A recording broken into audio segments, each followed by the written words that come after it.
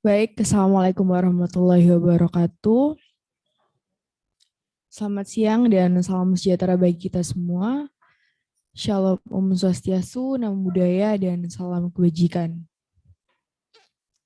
Selamat siang, Bapak Joko Sumarsono. Baik, sebelumnya saya mengucapkan terima kasih dan juga kesediaannya untuk menjadi pemateri PKPA pada hari ini ya Bapak. Namun sebelum memasuki pemaparan materi, izinkan saya untuk memperkenalkan diri terlebih dahulu. Saya Andin Larasati selaku moderator yang akan memandu pembekalan PKPA ini pada sesi kedua hingga akhir acara. Dan sebelum itu saya juga akan membacakan kurikulum vitae dari pemateri kita pada hari ini. Pemateri kita yang kedua yakni adalah Bapak Joko Sumarsono SH MKN. Beliau merupakan Komisi Pengawas Advokat Pradi Surabaya. Latar belakang pendidikan beliau SD, SMP, dan SMA di Ponorogo, lalu melanjutkan pendidikan S1 di Fakultas Hukum Universitas Negeri Jember, lalu melanjutkan S2 di Fakultas Hukum Kenotariatan UNER pada tahun 2000. Lalu untuk organisasi, pada tahun 1998 hingga 2003, beliau menjabat sebagai Komisaris Ikatan Advokat Indonesia di Surabaya. Lalu pada tahun 2003 sampai dengan 2005, beliau merupakan seorang wakil ketua IKADIN Surabaya. Lalu pada tahun 2008 hingga 2013, beliau menjabat sebagai ketua IKADIN Surabaya. Pada tahun 2010 hingga 2015, beliau merupakan wakil ketua Pradi Jawa Timur. Pada tahun 2015 hingga 2020, beliau menjabat sebagai koordinator wilayah Pradi Jawa Timur. Pada tahun 2020 hingga sekarang, beliau adalah Komisi Pengawas Advokat Pradi Surabaya. Dan pada tahun 2004 hingga sekarang, beliau masih menjadi dosen Fakultas Hukum Universitas Airlangga Surabaya. Baik, itu saja kurikulum vitae yang dapat saya bacakan. Selanjutnya adalah pemaparan materi dari pemateri kita yang kedua, Bapak Joko Sumarsono. Waktu dan tempat kami persilahkan. Terima kasih, Mbak Cantik. Mengapa saya bilang cantik?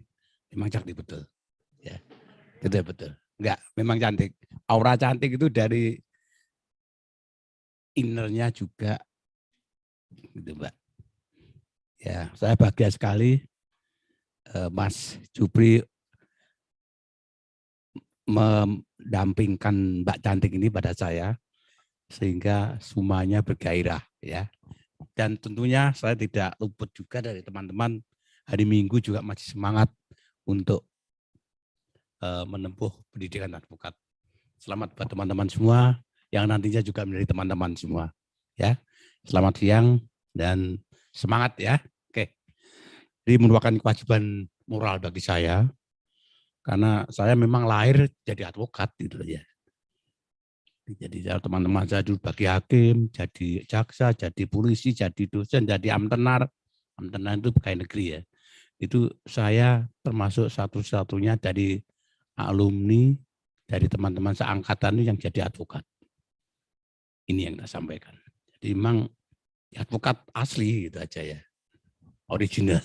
Oke, jadi saya akan menyampaikan beberapa materi yang telah disampaikan. Untuk sekian kalinya, mulai pertama saya dipercaya oleh Wijaya Kusuma itu menjadi pemateri. Jadi terima kasih atas trust yang telah diberikan. Ya, semoga ini bermanfaat dan saya bangga sekali dari lulusan sini itu banyak yang lulus itu. Oleh karena itu saya menjadi semangat.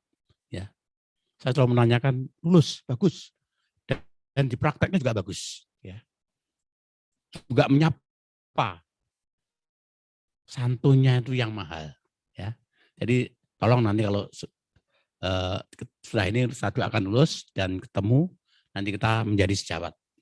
Oke, kita mulai. Saya diberi tugas untuk memberikan materi ya penelusuran hukum dan dokumentasi hukum. Ya, Apa yang dimaksud dengan penelusuran hukum dan dokumentasi hukum? Nanya gimana Mbak? Saya pegang ini atau gimana? Atau saya ke sana? Oh ya sini aja udah.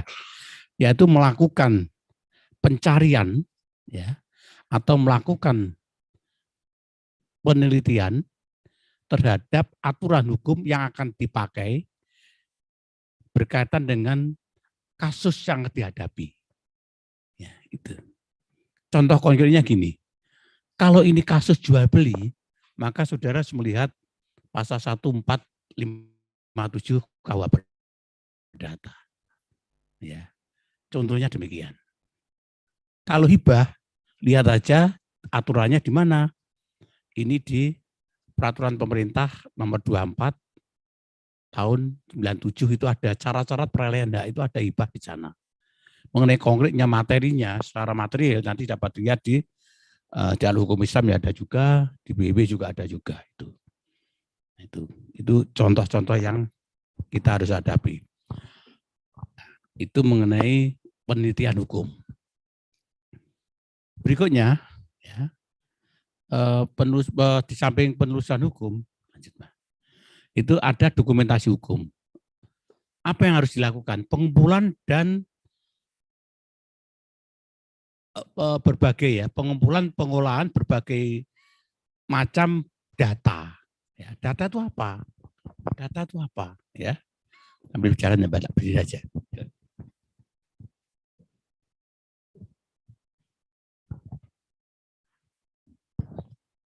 Tidak kesel dia lungguh gitu aja ya.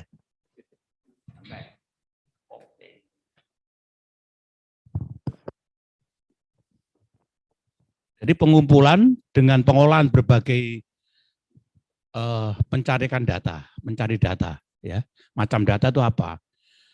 Untuk dipakai sebagai alat bukti, baik bukti surat maupun bukti saksi. Ini apa katanya? Data dulu. Apakah ini datanya itu berupa akte atau surat di bawah tangan atau keterangan saksi? Nanti kita data dulu. Apa kira-kira? Dengan data itu kita bisa membayangkan. Oh, kalau kasus ini ditempuh dengan cara demikian. Dalam artian, kalau ini mengenai utang, tergugatnya hanya satu, dan nilainya tidak lebih dari 500 juta, maka dapat dilakukan dengan cara gugatan sederhana. Ya. Tapi lebih, jangan sederhana. Nanti kita kembangkan di situ. Saya kebetulan baru mendapat laporan dari salah satu ini pengguna jasa hukum yang melaporkan kepada Dewan Komisi Pengawas tentang ini. Ya. Nanti kita ingatkan, kita jelaskan dikit. Saya nggak menyebutkan, tapi ini adalah experience ya, pengalaman kita dan sebagainya. Ya itu. Oke, di pasal 164 nanti kita sebutkan. Lanjut, Mbak. Nah, sekarang kalau ini mengenai aturan hukum, apa yang jadi pedoman? Ini pasal 7. Pasal 7 dilihat. Apa? Undang-Undang Dasar Negara Republik Indonesia, ya. Terus keputusan Majelis Permusyawaratan Rakyat sampai peraturan daerah atau bupati, ya, kabupaten. Ini dasarnya di sana. Perda, ya, peraturan menteri itu termasuk undang-undang. Mungkin timbul pertanyaan, apakah surat edaran Mahkamah Agung itu dapat dijadikan pedoman untuk ini? Ini yang jadi pembicaraan kita semua nanti. Catat ya, nanti bisa dikembangkan. Karena ini undang-undang, apakah peraturan Mahkamah Agung, apakah surat edaran Mahkamah Agung itu sebagai undang-undang, sebagaimana pasal ini? Mari kita mencermati ke sana nanti, ya. Kita bahas. Kita nggak, kalau ini di mana? Di dunia kerohanian ada ngaji bareng, di sini ayo kita belajar bareng, ya, kita bareng. Saya lontarkan isu-isu semacam ini. Karena apa? Anda ada yang S2 seperti saya kok, dan lebih ada yang punya experience dan sebagainya. Mas Pri namanya, itu pengalaman banget itu, ya. Itu dia minta mantan pejabat di pengadilan, ya, itu. beliau juga itu. Jadi makanya kita nanti sharing ilmu ya. Monggo. Berikutnya, sudah kita terangkan lanjut. Nah, sekarang bagaimana cara mencarinya? Secara manual, secara atau studi perpustakaan, melalui internet, media sosial. Sekarang dengan mohon Mbak Google itu ya, itu memang pusat ilmu, walaupun kadang-kadang agak kurang pas, hati-hati itu ya. Yang keempat, memohon informasi kepada badan publik. Apa yang harus dilakukan secara tertulis? Ya, menyebutkan tentang objek yang dimohon dan keperluannya untuk apa. Ini yang bagus di sini. Dulu bisa tanyakan teman-teman dari pengadilan ini. Minta putusan itu tidak akan diminta kalau itu bukan pihak. Nggak bisa. Tetapi sekarang bisa. Caranya gimana? Kita mohon. Keperluannya untuk apa? Untuk apa? Kalau bagaimana kalau nggak mau, gugat badan peradilan itu. Bisa itu. Itu waktu ini muncul pertama, saya mencoba manfaat ini di Pengadilan Tata Usaha Negara. Kan saya kenal baik dengan panitera dan sebagainya. Saya dipanggil secara pribadi, Mas, nggak boleh, Anda kan bukan pihak. Nggak boleh, Anda kan bukan pihak. Iya, memang dulu gitu. Tapi sekarang udah ini kan boleh. Gimana Mas? Sebentar. Saya tak lapor pada ketua. Kebetulan ketua Pengadilan Tata Usaha Negara orangnya pinter banget. Sekarang sayang almarhum dia, Mas Daniel, Dr. Daniel. Teman saya ngajar di Fakultas Hukum dulu. Saya harus berduka ya dengan dia. Kena COVID itu ya. Saya kehilangan betul. Teman yang bisa ngomong, ya saya juga sharing ilmu dan sebagainya. Tapi itulah yang menyebabkan apa yang dikatakan beliau pada waktu itu. Maaf Mas Daniel ya, dia ada di atas itu. Saya harus menyebut itu. Loh, kalau kamu nggak ngasih ini, kamu bisa digugat oleh Pak Joko di Komisi Informasi. Itu. Akhirnya apa? Berikan aja. Argumentasinya Pak Joko ini. Ya sudah. Diberikan. Untuk apa perlunya? Untuk mengajukan PK. Karena apa? Perkara yang sama, satunya itu dikabulkan. Ya, putusan PK ada pembatalan tentang pemecatan itu, yang kita nggak dikabulkan. Itu yang saya pakai untuk PK nantinya. Oh iya ya, boleh kita aja keluarkan. Artinya apa? Inilah contoh buah reformasi. Ya, jadi jangan ngomong reformasi nggak ada apa-apa. Ada, udah. Ini salah satu contoh. Ya, oke Mbak, monggo lanjut. Ya, sekarang bagaimana kalau badan publik tidak mau? Ini ketentuannya harus mau menerbitkan atau menjawab permohonan yang kita mohonkan. Kalau enggak, bagaimana? Ada sanksi hukum yang mengikat untuk dijatuhkan pada dia. Tuh, lanjut ya, Mbak. Lanjut ya, tuh. Pasal 7. Badan publik harus membangun dan mengembangkan sistem informasi dan dokumentasi untuk mengelola ya, informasi publik secara baik dan efisien sehingga dapat diakses dengan mudah. Ini juga dilakukan oleh Mahkamah Agung dalam putusan-putusan itu kan banyak ya. Saya melihat sudah banyak, bisa dilihat di situ. Dulu nggak bisa. Nggak bisa. Sekarang itu bisa dilihat tapi nggak bisa di-download. Itu ya, betul ya? Nah itu. Itu aksesnya di begini. Tapi kalau ingin formal untuk pembuktian, makanya ditulis itu. Putusan ini tidak bisa dipakai untuk bukti. Bagaimana caranya? Tak minta semacam tadi saya sampaikan. Minta di sini mohon ini. Dan ini beberapa kali kita mohonkan, ya kita bersyukur bisa terbit apa yang kita mohonkan itu. Ya, coba nanti sudah. Sekarang jangan khawatir lah keterbukaan informasi semacam ini. Dan pengadilan mau, dulu tertutup. Splendid dulu tertutup, sekarang ini. Karena apa? Dulu putusan dapat diminta oleh yang berperkara saja. Sekarang bisa. Inilah kehebatan informasi publik. ya. Mbak lanjut, Mbak. Oke, di pasal ini ya. Ini sudah masuk sanksinya ada di sini ya. Lanjut, Mbak. Nah, ini dendanya 5 juta rupiah. Bukan nilainya yang di sini. Tapi moral dia itu terikat dengan ini. Ya. Jadi jangan ngomong nilainya, tak bayar bukan. Secara moral dia terikat dan dia bisa jatuh karena ini. Mengapa? Tidak ada kepatuhan dari institusi atau pejabat yang berwenang mengeluarkan peraturan atau mengeluarkan suatu bukti itu. Ya. Dulu sebagai pengalaman saja, dulu ada salah satu Kapolres yang digugat oleh teman-teman LBH, ya, perkara kades parkir dan sebagainya itu. Ada juga dibuat itu. Ya itu yang di ganti ruginya itu enggak banyak.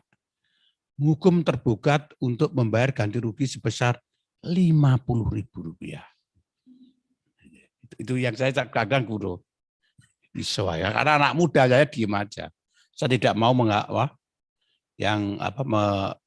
menghilangkan idealisme mereka. Walaupun pada saat itu saya juga masih muda. Saya ngomong, oh ya biar aja sudah. Anak muda itu berkreasi dulu. Ya. Tidak ngomong, kalau sekarang kan ngomong macam-macam akhirnya dilaporkan seperti itu. Dulu ya. Ngomong itu aja itu boleh, digugat boleh gitu. Ya, menghukum tergugat untuk membayar 100.000. Pada gugatannya berapa? Mahal, gugatannya paling enggak 500.000 lebih. Atau 1 juta lah. Dia mintanya ganti rugi sekian. Itu yang terjadi. Ya, itu gentle kalau menurut saya. Daripada ngomong di di medsos ya Mbak ya itu ya. Ya udah jangan. Nanti saya ceritani itu kasus Johnny Depp ya. Pernah Johnny Depp ya Mbak ya. Sama Amber itu ya. Tahu ya itu ya? Ayo siapa yang tahu? Anak muda tahu itu. Johnny Depp dengan Amber itu. Di Amerika, cari dulu. Bagus. Ya. Wajib Anda tahu. Saya aja yang gini tahu kok apa ada kiat ini. Ya. Yang muda harus banyak yang berkreasi. Oke, lanjut Mbak.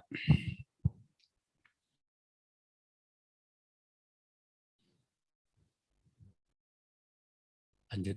Ya, itu ya. Ya, tata caranya ini. Pahami tentang peraturan Mahkamah Kedua tahun 2011 tentang tata cara penyelesaian sengketa informasi publik di pengadilan. Pelajari itu nanti ya. Kalau enggak terangkan ini enggak nuntut semuanya nanti. Ya. Karena ini silabus, dikit-dikit saya pahami nanti kita kembangkan di pertanyaan. Ya. Itu peraturan Mahkamah Agung itu membuka jalan untuk menempuh langkah hukum ya, yang disampaikan. Lanjut Mbak, monggo. Ya, sekarang saya menginjak pada jenis gugatan, jenis perkara. Ya. Perkara di pengadilan itu ada 2. Perkara volunter dan contenciosa. Volunter itu adalah pihak permohonan. Apa? Permohonan untuk penetapan waris.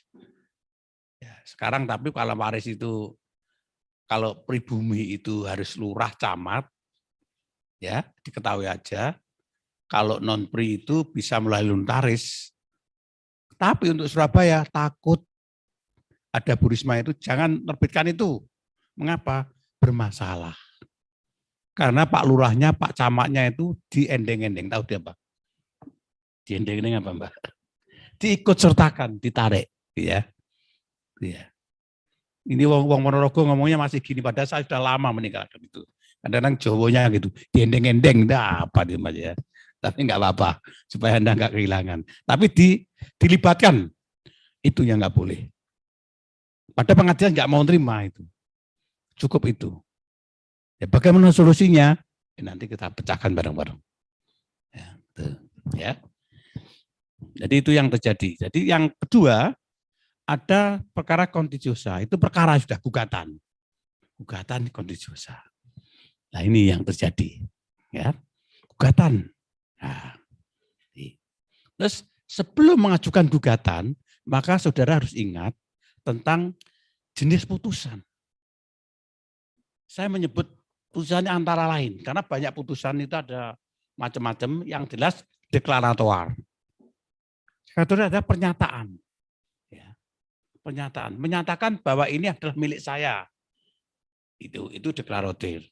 Atau deklaratoar, itu kan Pak Prancis itu ya. Ada kondemnatoar. Itu penegasan, penghilangan hak, ini bukan miliknya dia. Dan konstitutif.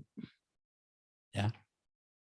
Jadi ada putusan-putusan yang sifatnya menghukum. Tapi ada pula putusan-putusan lain, yaitu preparatoar. Itu apa? Putusan semua hakim itu ya menatakan menunda atau menolak saksi yang diajukan, itu juga putusan. Makanya terkena dengan apa ya? Namanya putusan celah. Ya. Kalau bahasa Inggrisnya itu for the time being gitu ya. Sementara waktu. Itulah itu putusan itu semua bentuk ini putusan. Interlokutor itu apa termasuk putusan. Tapi yang penting 3 ini sebenarnya. Ya, 3 ini pahami betul. Nanti kaitannya dengan pelaksanaan putusan. Ada di dalam, nanti kita sampaikan. Lanjut, Mbak. Nah, sekarang kita menginjak. Kalau sudah diketahui karena bayangannya semacam ini, apa yang harus dilakukan oleh seorang advokat ketika melakukan gugatan? Surat kuasa dulu. Surat kuasa itu ditentukan di dalam KUH Perdata di pasal 1702 sampai bab itu ya. Termasuk tata caranya dan sebagainya. Ya, itu. Surat kuasa itu ada yang berpendapat. Ada itu perjanjian, makanya harus dibuat oleh pemberi kuasa dan penerima kuasa dengan ditandatangani oleh kedua belah pihak. Ada berpendapat itu yang ngomong siapa? Hakim. Dan saya kenal. Setelah dia pensiun saya jelaskan. Ibu itu harus tanda tangan. Sampai sekarang kan ada surat tanda tangan nih Mbak ya. Nah, padahal surat kuasa itu apakah eenzijdig overeenkomst atau tweezijdig overeenkomst. Lek cara Jawa ini sepihak atau dua pihak itu loh Mbak ya. Cara bahasa Indonesia kan gitu. Udah itu ada. Wong lawas Mbak, wong lawas agak ono londo-londo gini gitu. Udah ya wajar udah. Tapi ya dulu hukum kita kan enggak di sana.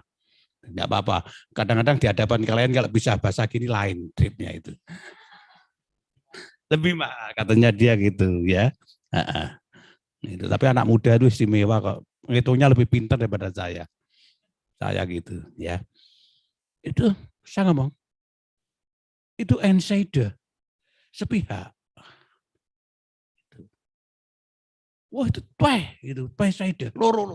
Twee itu loh. Eenzijdig ya, twee itu loh ya. Itu kan bahasa itu iji loro, iok sansa u itu apa itu ya. Nah itu aja. Itu. Apa? Loh kalau surat kuasa itu kan prakteknya apa? Dicabut. Udah cabut itu aja. Tapi baiknya advokat sekarang dicabut itu harus ada surat dari mana bukti pencabutannya. Baiknya di situ. Kalau enggak di apa? Kalau enggak dikira nanti advokat itu merebut klien. Dulu saya akan sebut, Anda pernah mendengar advokat legendaris Surabaya namanya Pak Trimulyo D. Suryadi. Itu mencabut surat kuasa itu mendatangi saya. Dek, sorry Dek, karena waktu itu pimpinan saya meninggal. Apakah Anda rela untuk dicabut? Karena pada waktu saya masih muda ini belum, ya harus rela. Satu. Yang kedua, apakah sudah dipenuhi hak dan kewajiban mereka terhadap Anda? Saya nggak tahu karena urusan pimpinan, tanya aja mereka. Saya nggak tahu, saya prajurit. Ya, tanya dia. Artinya apa? Itu persoalan kejujuran. Honesty ya Mbak ya. Ya, betul ya. Kejujuran. Salah satu advokat harus jujur di sini. Ya tanyakan dulu. Itu yang dicontohkan oleh Pak Trisno. Bagaimana seorang advokat yang punya nama, saya pun masih prajurit semacam itu, dia datangi. Artinya menghargai semacam itu. Itu contohnya ya.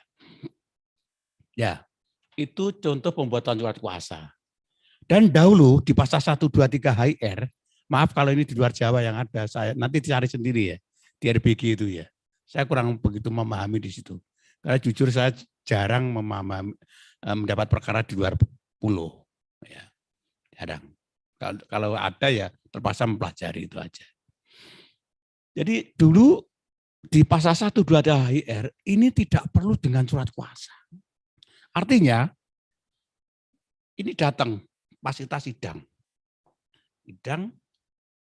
Terus ada tergugat datang, loh, Bapak siapa?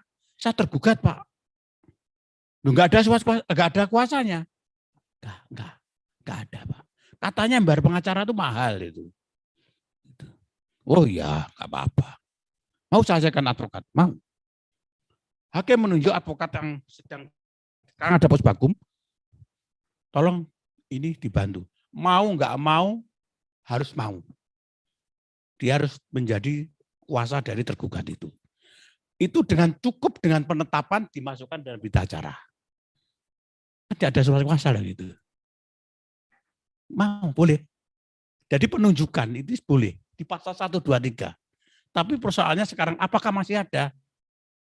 Mari kita renungkan semuanya tadi, ya. Yang berikutnya, surat kuasa itu sesuai dengan Perma nomor 6 tahun 1994 itu harus khusus. Jangan lupa ini, kalau nggak khusus nggak bisa. Untuk apa? Kalau ini umum, ini akan dinyatakan gugatan itu masuk dalam dieksepsi nanti bisa. Jadi khusus untuk apa? Khusus untuk mewakili tergugat atau mewakili penggugat mengajukan gugatan terhadap ABCD di mana? Tentang apa? Tentang perbuatan ingkar janji, melanggar hukum dan sebagainya itu di mana? Di pengadilan negeri setempat. Ditunjukkan. Ini kaitannya dengan nanti Anda membuat soal, mengerjakan soal di tes upah. Ya. Jelas itu. Oke. Kalau sudah dilakukan, maka harus melakukan somasi. Somasi itu memang sunnah, tapi kadang-kadang wajib sekarang. Ya. Iya. Mengapa? Sunnah itu kalau nggak dilakukan, kan nggak apa-apa sebenarnya. Kalau dilakukan, bagus. Kan itu mestinya kan itu hakikatnya itu. Tapi sekarang nggak dipersoalkan. Kalau harus dalam bahan prestasi, maka harus didahului dengan surat kuasa, somasi. Somasi teguran. Dapat dengan biasa, dengan tertulis ya, dan dapat kembali dengan media cetak itu. Hati-hati ini ya. Keliru sedikit, kena Anda nanti. Hati-hati. Mengapa? Advokat itu didasarkan harus bahasa dengan yang santun. Nggak boleh pemarah. Wah, kamu kurang ajar. Ya gitu, nggak boleh. Coba aja. Si A itu, saya sebagai kuasa dari si A menegur saudara bahwa Anda pada tanggal ini tidak melunasi kewajiban yang harus dilakukan. Terhadap sikap Anda demikian adalah dapat dikategorikan sebagai subjek hukum yang kurang ajar. Oh kena udah. Kena, jangan berharap itu. Ada juga dulu ada dari Jakarta itu ada teman. Apa itu? Advokat nggak berani, harus berani. Kamu punya utang, ambil aja itu utang. Saya dikasih satu. Berani Pak Joko? Enggak. Oh itu advokat pemberani itu. Itu Kak Selera Gudang Garam itu berarti ya. Pria pemberani itu ya. Nah itu. Udah. Ya, bersyukur ya. Setelah itu dilakukan polisi, utangnya pas, impas. Tahu, kalau utangnya itu 1 miliar dilaporkan polisi itu sama ini. Namanya saya ambil itu pemberani kok gitu. Apa? Ambil. Ya sudah, laporkan polisi. Ya 1 miliar itu hilang. Kalau enggak kamu yang menyuruh melakukan. Kena pasal 5 namanya. Ya sudah tamat. Selesai. Apa? 0, 0, 0, 0. Nah, udah. Itu advokat pemberani. Apakah Anda seperti itu? Silakan. Itu bagian dari etika profesi, tapi merugikan Anda sendiri. Ya, oke. Lanjut, Mbak. Itu artinya apa? Itu yang kedua, materi gugatan. Ya, somasi sudah dan sebagainya sudah. Materi gugatan. Ya, materi somasi satu lagi. Jangan mensumir seseorang itu dalam waktu 1 kali 21 kali 24 jam. Harus ini. Ya sudah selesai. Udah. Polisi aja manggil 3 hari. Pak polisi padahal itu. Itu aja pokoknya itu perbandingan itu aja. Sekarang dipanggil. Minggu-minggu dipanggil. Besok ngadep. Bagaimana kalau Anda klien dipanggil Pak polisi semacam itu? Besok dihadapkan enggak? Dihadapkan enggak? Minggu dipanggil jam 10 malam atau Sabtu malam mana? Sabtu jam 1. Seminggu pagi ini, minggu ini dipanggil, besok suruh ngadep. Datangi enggak itu? Apa? Oh. Apa? Iya, kecepatan baca gitu. 3 hari. Tapi jangan saya datangi. Saya kan petugas. Oh, udah jangan ditiru. Leru Pak. Itu aja. Aduh, Pak, sorry nggak bisa ngadep. Keliru Anda. Dan ini akan menjadi bermasalah. Nah ya itu ya. Itu yang terjadi. Kalau Anda membuat somasi jangan seperti itu. Makanya gambarannya semacam ini. Pengadilan juga demikian. Berapa hari Mas Beri? Dipanggil itu sebelumnya? 3 hari. Dia jurusita dulu. 3 hari. Betul ya? Gak berani pengadilan sekarang, besok sidang panggil. Lebih baik gak manggil. Udahlah. Lebih baik gak manggil dia. Gak dipanggil Pak, gak jadi. Ya ada bulat orangnya nggak ada dan sebagainya, biasanya gitu. Lebih baik itu. Nggak mau teman-teman jurusita, walaupun itu perintah hakim. Nggak akan mau. Ya, karena berisiko. Untuk siapa? Untuk institusi. Ya, oke. Itu terjadi itu. Sekarang kembali ke materi gugatan. Materi gugatan itu sebenarnya ada 4 di sini. 1, perbuatan melanggar hukum atau onreh maktedat di pasal 1365. Ya.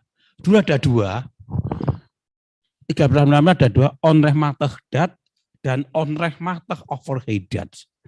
Perbuatan melanggar hukum oleh subjek hukum tertentu dan perbuatan melanggar hukum oleh penguasa.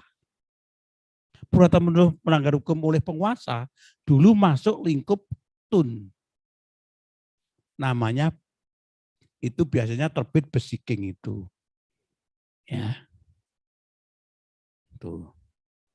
Perbuatan melanggar hukum biasa itu masuk dalam lingkup pengadilan perdata, peradilan umum. Tuh. Tapi advokat itu pinter-pinter. Pinter, saya akan buka aja. Dulu objeknya itu tanah atau sertifikat. Itu jelas besiking ya sebenarnya. Tapi pinter. Tidak dinyatakan batal, tidak sah, bukan. Tapi diktumnya itu ngomong, menyatakan sertifikat hak milik atas masih X dinyatakan tidak mempunyai kekuatan berlaku mengikat. Wah pintar advokat. Akhirnya dipakai oleh yang lain. Hakimnya bingung. Betul juga. Kalau ini bukan menjadi, kalau di SFC, ini menjadi arah pengadilan tata usaha negara. Bukan. Karena apa? Karena diktumnya bukan menyatakan sah atau tidak sah atau batal. Ya. Di pasal 53. Ya. Pun. Ya, tuh. Tapi sekarang enggak. Akhirnya terobosan hukum semacam yang dilakukan tadi, pengadilan negeri tidak boleh mengadili ini. Perbuatan melanggar hukum penguasa ini menjadi kewenangan pengadilan tata usaha negara. Jadi ini adalah perluasan pemenang pengadilan dan penciutan pemenang pengadilan umum. Ya, Perman nomor 2 tahun 2019. Pelajari itu ya, cari sendiri ya, ya. Terus ada juga ingkar janji. Ya. Ingkar janji itu bahan prestasi. Bahan prestasi bukan bahasa Inggris, Mbak, ya, Mas. Tapi bahan prestasi bahasa Indonesia. Kalau istilahnya Mas Didi Kempot itu cidro. Iya dah? Iya. Santai aja loh sama kita itu yang cidro. Sakit nggak lo cidra itu di saat cidra janji itu? Sakit. Pernah cidra dicidrain belum? Pernah? Atau mencidrai? Dicidrai. Sakit nggak? Ya, seperti itu. Sakitnya di sini ya? Iya. Santai, Mbak. Udah lama ngajari guyondok gini. Ya, cidra janji. Dulu ada itu bahan prestasi. Tulis itu bahan prestasi. Oh no, prestasi. Waduh, itu. Ada yang gitu, tapi bukan saya, bukan ini, tapi ini yang ngomong salah satu profesor yang sudah meninggal. Di benar sana, dosen kita juga. Ada yang gitu. Waduh, gitu aja sudah. Jadi jangan sampai itu. Ya. Terus itu di pasal 1, 2, 3, 8. Ada juga perkembangannya. Ada namanya ini Pak, penyalahgunaan wewenang. Ya. Nah, ini yang baru ini apa kira-kira? Ini pengalaman ini adalah gini umpamanya. Saya sebagai pengusaha mengadakan perjanjian beliau. Saya baik, dia atau aja Anda, Anda baik, betul profesional, ya profesional. Tapi dalam perkembangannya, Anda gila bola, ada bola dimanapun itu ikut. Persibaya main ikut, di sini ikut, di Malang ikut, ya, di Jakarta ikut. Pokoknya penggemar bola. Terus Manchester United main ikut ke Inggris. Itu penggemar bola bagaimana? Bisnisnya gimana? Kan nggak bisa. Membahayakan kalau ini dilakukan, ini akan menggambat hubungan bisnis saya. Ini bisa dilakukan pemutusan hubungan perjanjian. Jadi yang positif aja. Ya kalau ini pas gila bola. Kalau ini narkoba, ayo. Nah itu, contohnya itu. Udah nggak jelas dah. Mende namanya orang Surabaya. Gimana itu bisa? Ya tidak repot dah. Nah, itu bisa dilakukan ini. Ya, pinter, bagus, jujur. Tapi ada kegiatan semacam ini. Ini bisa dilakukan, tapi ini belum ya. Ini belum, tapi dicoba nggak apa-apa. Bagus. Yang berikutnya adalah anjasrihment. Anjasrihment itu apa? Itu apabila terhadap peristiwa hukum yang si A itu menerima uang dari si X ya, yang tidak ada hubungan hukum apa-apa. Mestinya uang ini oleh si X diberikan pada si B. Keliru rekeningnya si A. Karena pertanyaannya apakah si A melanggar hukum? Enggak. Keliru kok. Ya dah. Enggak dah. Melanggar hukum enggak? Enggak dah. Tapi enggak mau berikan, enggak tahu. Ada teman yang ngomong, wah ini rezeki nomplok gitu aja. Udah. Saya ngomong itu nggak bisa. Persoalannya rezeki nomplok boleh, tapi rezeki halal enggak itu. Kan ditanyakan gitu. Semua di label halal sekarang. Ya, makanan aja dikasih label halal kalau gitu ya. Ini aja. Itu bisa dilakukan. Di mana? Di pasal 1359 KUH Perdata tuh ngatur itu. Dan ini jarang gitu. Ya, anjasrihment ini. Bagus. Mari kita nanti menempuh ini, kita senang kalau ini bisa dilakukan ketiga keempat ini. Oke Mbak, lanjut Mbak. Oh iya, kalau ini gampang lah. 118 ini tempat kedudukan tergugat, tempat tergugatan salah satu tergugat, tempat barang tetap itu berada. Barang ada berapa? Pasti barang. Dulu saya punya buku itu, kalau saya punya apa? Ya, bergerak, barang tetap dan barang bergerak. Bergerak ada berapa?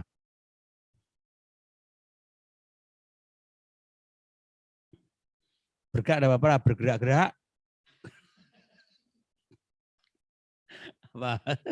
Apa Mbak, dibantu Mbak?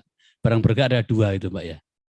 Barang ada dua, tetap dan bergerak. Bergerak ada berapa? Ya sudah, tidak bergerak dan bergerak. Bergerak ada berapa? Dua apa?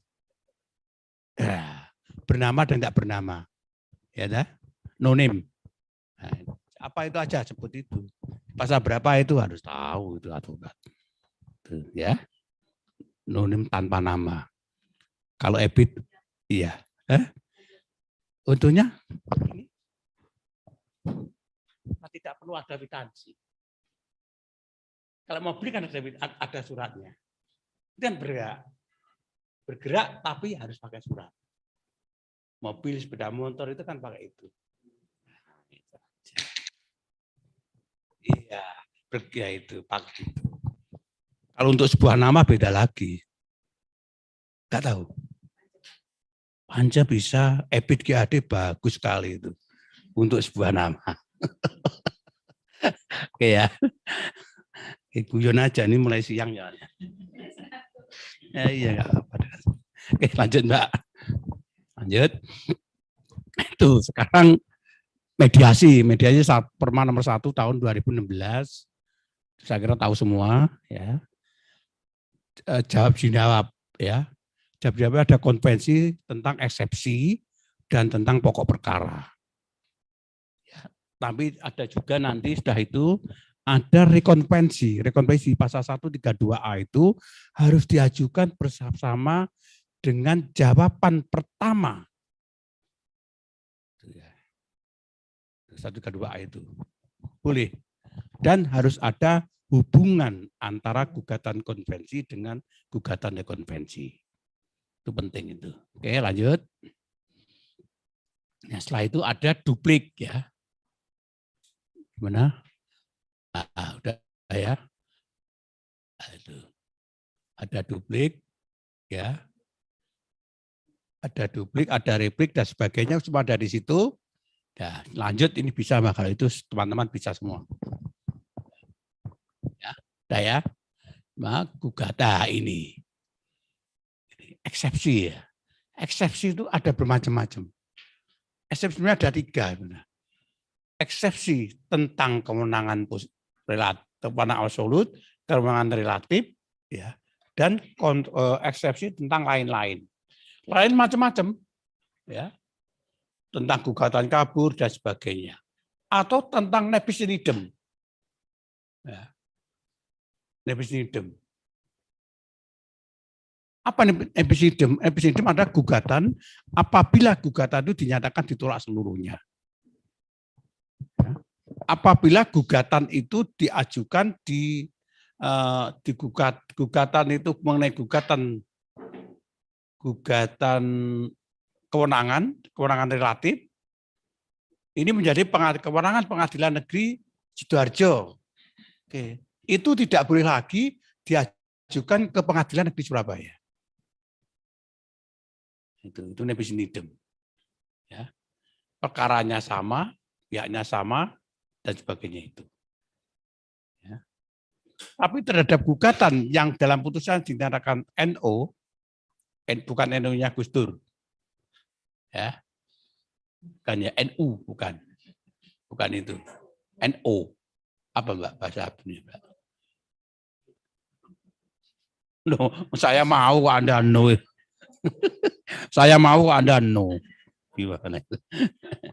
NO need of kalau gitu Mbak, tidak dapat diterima. Itu boleh diajukan kembali dengan mungkin kalau gugatannya pihaknya kurang dan sebagainya boleh itu. Ya, NU. Ya. Bukan NU. Gitu. NU itu tidak berlaku untuk perokok. Ya. Merokok membunuhmu, karena Muhammadiyah lah. MU itu Muhammadiyah itu. Ya itu ya. Oke. Dah, guru aja nanti berat jadi gitu ya. Rekomendasi sudah dan sebagainya. Lanjut, Mbak. Iya santai aja lah. Replik sudah itu jelas, duplik jelas, pokok perkara. Ya, jelas semua ya. Nah, santai aja tuh. Tahu-tahu soalnya sulit itu aja terserah Anda itu. Nggak bisa ngerjakan nggak tahu saya itu. Tapi saya beri, boleh, tapi dicoret nanti. Oke. Monggo Mbak, duplik sudah, kesimpulan putusan sudah. Monggo Mbak, terus. Lanjut ya Mbak ya. Udah selesai, itu bisa semua lah kalau ini. Nah sekarang pembuktian ya. Pembuktian ya. Pembuktian diatur pasal 164 HIR. Ini yang agak serius ini. Apa bukti surat? Bukti surat ada bukti otentik. Bukti otentik dan ada surat biasa. Surat biasa boleh. Boleh itu surat. Atau surat di bawah underhand, di bawah tangan. Otentik itu sudah ada dua. Kalau biasanya teman-teman menyebut akte otentik. Akte itu jelas produk notaris. Di pasal 1686. Atau 868, sorry. 1868. Bisa dilihat di situ mungkin ya, kalau saya keliru. Karena sudah lama nggak pegang buku notariat. 1868 di situ. Akte otentik ada akte yang dibuat oleh pejabat umum yang diberi hak untuk ini. Umum siapa? Notaris. Kalau pejabat biasa itu bukan akte, tapi bukti otentik. Apa sertifikat itu bukti otentik, bukan akta ya. Akta adalah produk dari perjanjian yang dibuat oleh dua pihak di hadapan notaris, pejabat umum. Ya. Surat di sana. Bukti surat di pasal 164 itu ada bukti otentik dan bukti di bawah tangan, underhand. Ya. Oke, lanjut. Dan ada bukti saksi. Ya, saksi ada 3. Saksi, ya, hasil pasnya gini. Saksi melihat, mendengar, dan mengetahui. Ya, tentu ada saksi ID itu dan sebagainya. Tapi yang jelas ini kuncinya gitu. Melihat, mendengar, dan mengetahui. Saya kasih contoh dalam kasus yang agak sering terjadi gini. Di Tunjungan Plaza itu pamannya ada pembunuhan. Anda kelihatannya pada waktu ada di sana. Ada bunyi senapan duor. Anda terjun enggak? Duor. Kaget aku. Enggak ada. Apa itu? Kan ingin melihat objeknya. Ternyata di sana ada perlumuran darah. Oh, berarti ada pembunuhan. Sekarang persoalannya apakah Anda melihat ini, mendengar ini dan melihat jasadnya itu dapat dikatakan sebagai saksi yang memenuhi 3 kriteria itu. Melihat, mendengar, dan mengetahui. Melihat enggak pada waktu dibunuh? Enggak. Mendengar enggak waktu pembunuhan? Duar tadi ya, kayak balon hijau tadi. Nah, itu. Duar. Nah, terjadi pembunuhan itu. Itu makanya hati-hati sekali dalam ini keahlian seorang advokat di sana nanti. Saya itu saja ketika saya masih Mailopen magang itu saya terkesima dengan advokat Pak Pamuji Esa, istimewa. Menurut saya istimewa. Mengapa? Ini yang sudah gede semua ya ini ya. Ya, rodok boleh ya Mbak ya saya ngomong rodok 17 tahun ke atas itu ya Mbak ya. Oh dewasa sudah ya ini ya. Oke boleh berarti izin moderator sama. Jadi gini, pada waktu ada saksi kasus pelecehan. Ya. Itu saksi menanyakan, iya Pak, ini kan saya Pak, pegang gini itu Pak. Hakimnya kan santun hakim, ini advokat. Dah, saksi, kamu tadi kan bilang dipegang gini gitu. Iya Pak. Siapa yang megang? Ini Pak. Oke. Yang dipegang apanya? Ini. Namanya apa? Hakimnya tersenyum. Tapi benar itu. Namanya apa? Ya ini Pak. Ini namanya apa? Kepala. Ini apa? Hidung. Itu namanya apa? Dipegang itu. Itu. Namanya apa? S2. Nah, itu di situ. Kadang itu adalah penyegaran di dalam sidang. Sidang tuh nggak perlu serius-serius semacam itu, santai. Tapi mengena itu lah. Ya kalau bilang gini-gini ternyata bukan itu. Ini. Nah, apa aku termasuk dalam delik pelecehan? Apa delik asusila? Masuk enggak 284? Nah, itu loh masuknya di situ. Ya. Tuh. Oke ya. Sip. Ya, itu. Nanti bilang enggak diberkang yang pas di situ, karena yang termasuk bidang dari susilaan itu di mana? Ya udah jelas bagian mana yang boleh dikatakan melanggar kesusilaan. Ya. Oke ya. Kalau pegang tangannya enggak apa-apa ya sudah enggak apa-apa. Tangan Pak tapi kena gini kan itu efek. Gitu ya. Terserah kalau gitu ya. Dan ada namanya aktorius. Sengaja atau tidak. Di dalam pidana kan itu. Oke, nanti kembangkan sendiri. Anda lebih pinter soalnya kalau itu. Ini terutama ini pinter ini. Mas apa nama Mas? Habib, Habib Sip gitu. Mbak lanjut Mbak. Apa ya sudah? Bukan waktunya lagi. Saksi sudah ya, saksi sudah. Nah, ada juga ini. Ada saksi yang melihat tadi, ada saksi kalau dalam pidana saksi yang dihadirkan. Dan juga ada namanya saksi dari penggugat, tergugat, dan ahli. Itu dihadirkan di sini. Ya, ahli dapat dikatakan oleh penggugat, dapat dihadirkan tergugat, atau oleh hakim secara ex officio. Tahu? Secara ex officio, secara amsalvo, bahasa Belandanya, Mbak Ben bingung. Ya. Tahu Mbak? Apa Mbak? Mbak siapa Mbak cantik gini? Namanya siapa Mbak? Ini. Nah, namanya siapa? Namanya siapa? Namanya siapa? Bukan. Namanya siapa? Lu kan menteri dulu.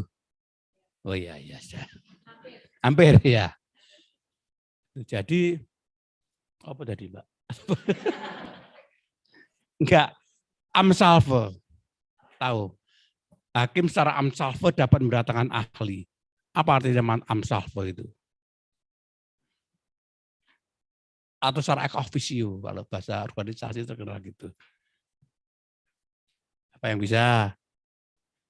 Ayo, siapa yang bisa? Ayo. Ini menaikkan grade Anda sebagai lawyer kalau kliennya datang gitu. Ex officio. Ya, karena jabatannya. Enggak dijawab-jawab, tak jawab sendiri. Ya.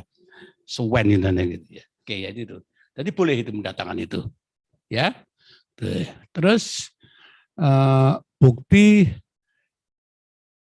saksi sudah, bukti sangkaan milik hakim. Ya. Presisium juris, presisium fakti. Jadi itu hakimnya itu punya persangkaan secara yuridis dan menurut fakta. Itu hakim itu sudah. Itu ilmunya Pak Hakim itu. Sudah ada ilmunya sendiri. Ya. Yang keempat bukti pengakuan, ya.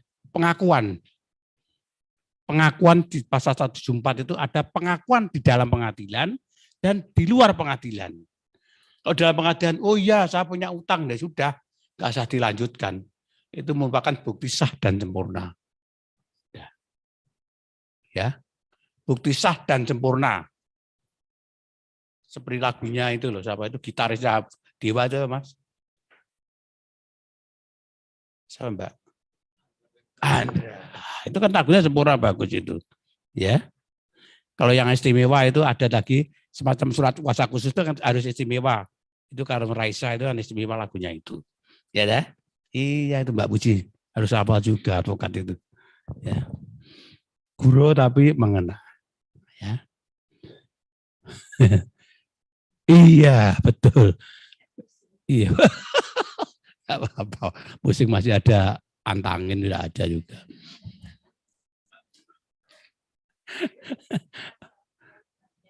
Iya. Ya, pengakuan tadi situ. Ada lagi Mbak, jangan Mbak. Ada sumpah mungkin terakhir Mbak ya. Sumpah ya. Sumpah itu bukan sumpah serapah. Bukan ya. Tahu sumpah ini. Sumpah, maksudnya apa? Pas sumpah kira-kira di hadapan hakim, saya sebagai saksi bersumpah akan memberikan keterangan, apakah itu yang dimaksud sumpah? Makanya saya tulis bahasa yang ini. Biar agak bingung gitu. Apakah sumpah yang dimaksudnya adalah sumpah? Sumpah Pak Hakim, saya akan jadi saksi memberikan keterangan yang benar, tidak lain daripada yang sebenarnya. Apakah itu yang dimaksud sumpah? Apa? Atau saya bersumpah seperti Gajah Mada? Apakah itu yang dimaksud? Kan. Ada sumpah yang namanya sumpah permisoar.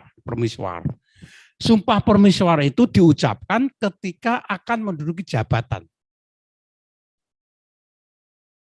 Ya, oleh Pak Jokowi diangkat jadi menteri. Demi Allah, saya akan melakukan tugas dan wewenang saya dan sebagainya itu. Kalau ini Pak Camat diangkat oleh Pak Bupati, demikian. Itu sumpah permisoar.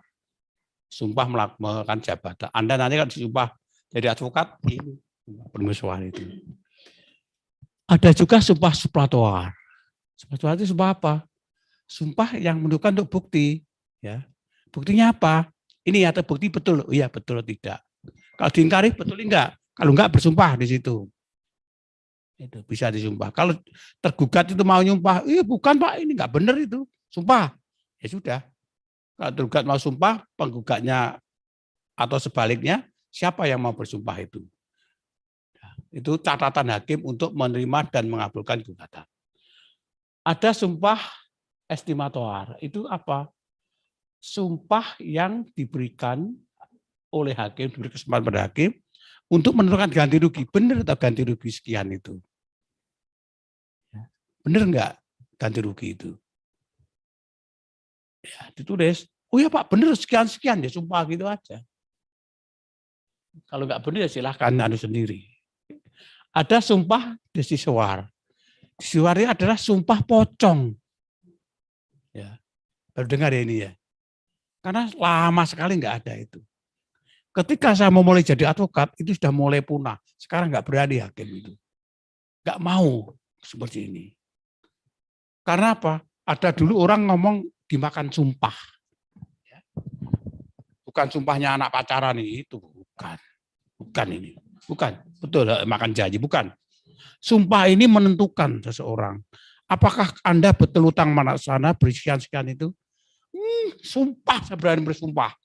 Di pengadilan itu akan sumpah. Kalau ini Islam di masjid jamek. Ya. Kalau di sini jamek itu terkenal di Mansur itu di daerah karena masjid sekat alun-alun namanya masjid jamek. Kalau di Sumeneb yang jamek yang itu untuk mengadukan sumpah. Saya nggak tahu artinya jamek sama akbar itu beda ya mungkin ya. Apa Mas? Saya nggak tahu jujur aja. Apa Mbak? Jamek sama akbar ya Mbak? Dulu memang masjid jamek itu dipakai untuk mengucapkan sumpah. Lihat kalau di daerah-daerah itu biasanya dekat alun-alun, masjidnya itu biasanya menghadap ke timur. Ada nggak masjid yang menghadap ke barat? Apa ke selatan? Ke utara? Ada? Ada di dekat kantor saya itu ada ke utara. Ada sekarang itu. Ada sekarang ya? Iya. Dulu nggak ada masjid ngadap ke timur. Masjid jamek itu lihat di Blitar, di Tulungagung, di banyak ya di Ponorogo juga itu mesti menghadap ke timur dan dekatnya alun-alun itulah tempat untuk nyumpah. Oh di gereja mungkin di gereja di katedral itu Mbak ya di sini ya. Ya katedral itu di situ. Untuk nyumpah itu. Dan kalau nggak benar dia berani sumpah, walau alam. Wassalam. Meninggal. Itu yang terjadi. Itu dimakan sumpah istilahnya gitu. Oke lanjut, monggo. Ya, udah sumpah sudah, itu ada bukti sangka dan sebagainya sudah ada, saya kira semua bisa, pengakuan sudah, kesimpulan putusan itu endingnya di sana nanti. Ya, kesimpulan dulu sebenarnya nggak wajib, itu disebutkan hakim, tapi sekarang ada disebutkan oleh orang-orang sendiri. Lanjutnya apa Mbak kira-kira Mbak?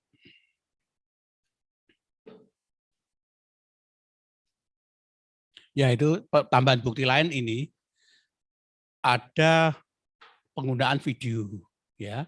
audio dalam sesi persidangan dan sebagainya itu tambahan bukti di luar itu. Tapi yang jelas yang saya sampaikan ini adalah bukti di luar ketentuan 164 HIR. Artinya apa? Inilah yang terjadi dalam perkembangan ilmu. Yang jelas ini belum diakomodir oleh undang-undang.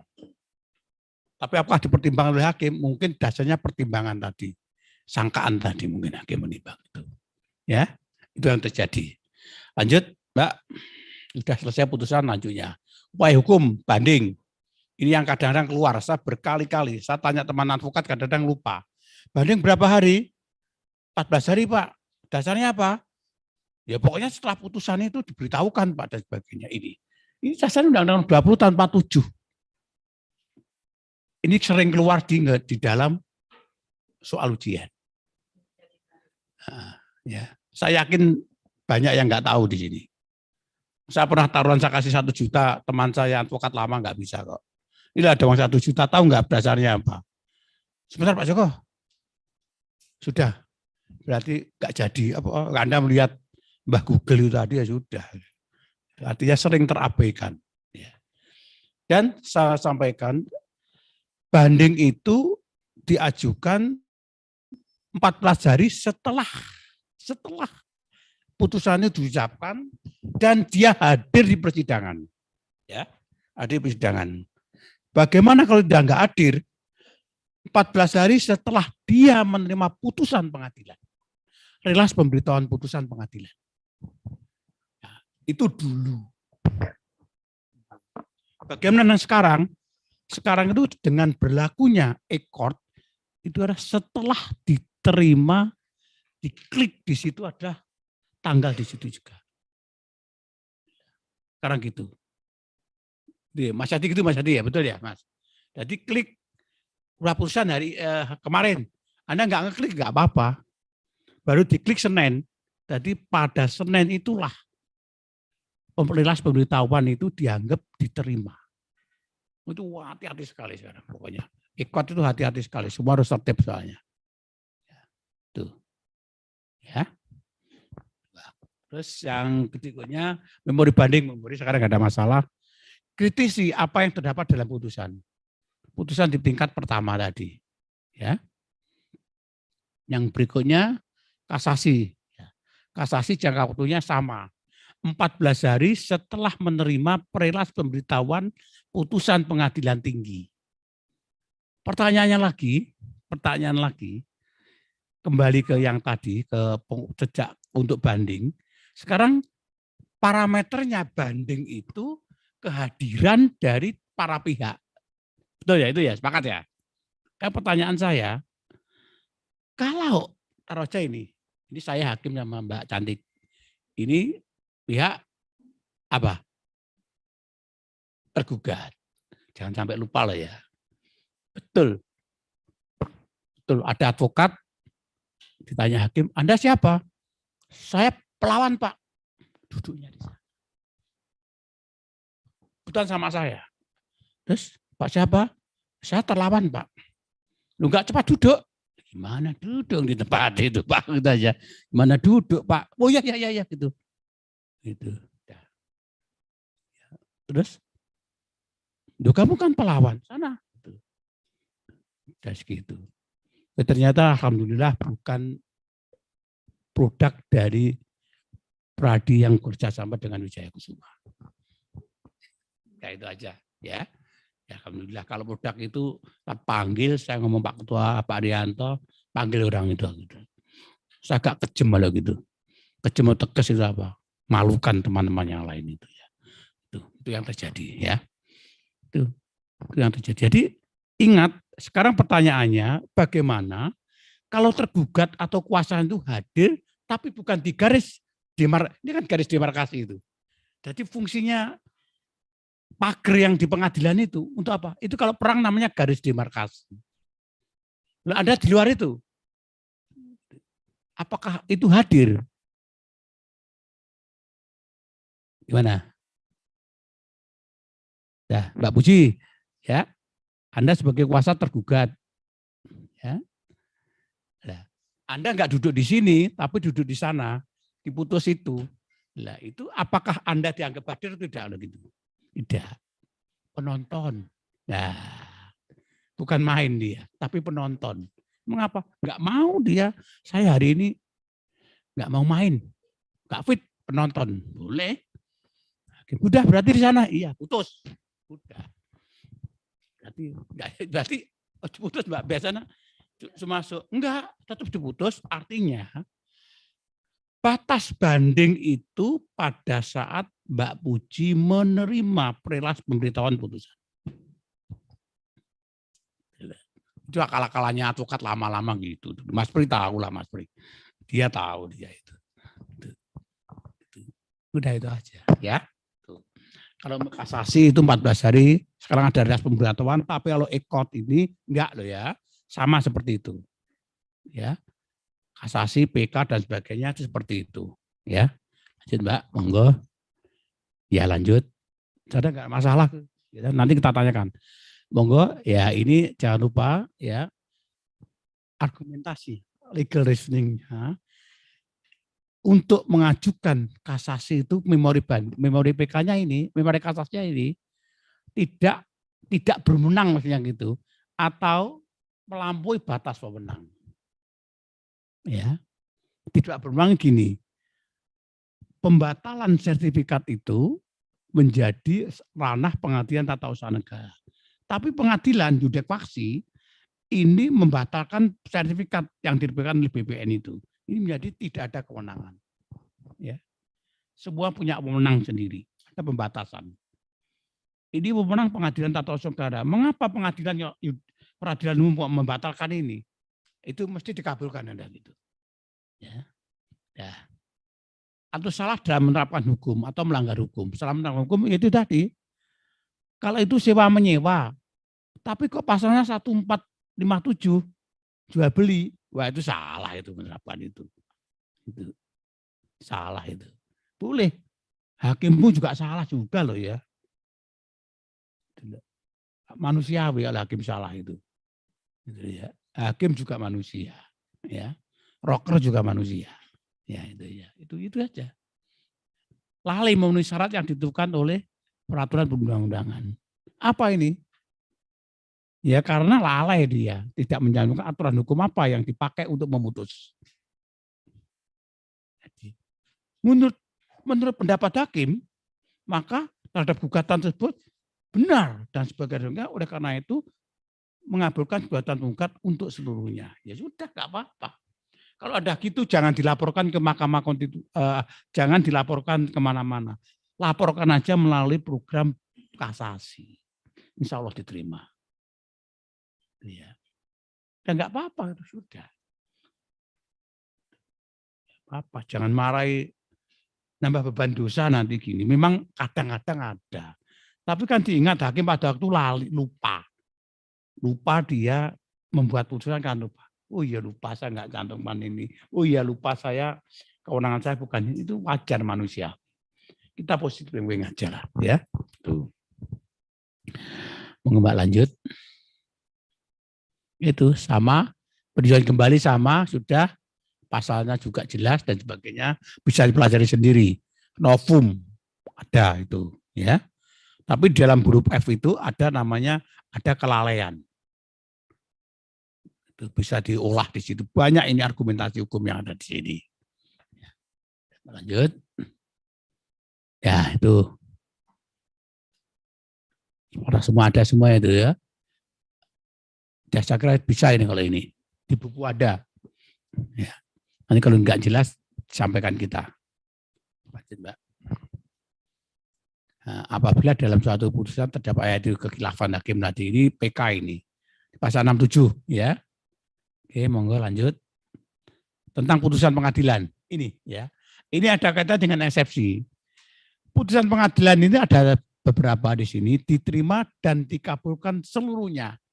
Dari apa yang didapat dalam gugatan itu dikabulkan semuanya. Ada gitu. Ada yang diterima dan dikabulkan untuk sebagian. Sebagian aja, yang lainnya tidak. Umpamanya apa? Ya. Denda ya. mintanya itu satu hari, itu juang somnya satu hari 10 juta. Jangan 10 lah, dikabulkan sebagian aja berapa? Ya 5 juta. Itu ada, boleh. Jadi sudah ada itu. Atau dendanya dikurangi bisa, juang somnya enggak dikabulkan bisa. Itu sebagian. Ya. Yang berikutnya ditolak seluruhnya. Udah, enggak benar tolak itu aja. Ya. Itu. Ada, ya itu ya tidak dapat diterima seluruhnya, bisa juga gitu. Ya. Tidak diterima adalah NU tadi loh Mbak Puji ya.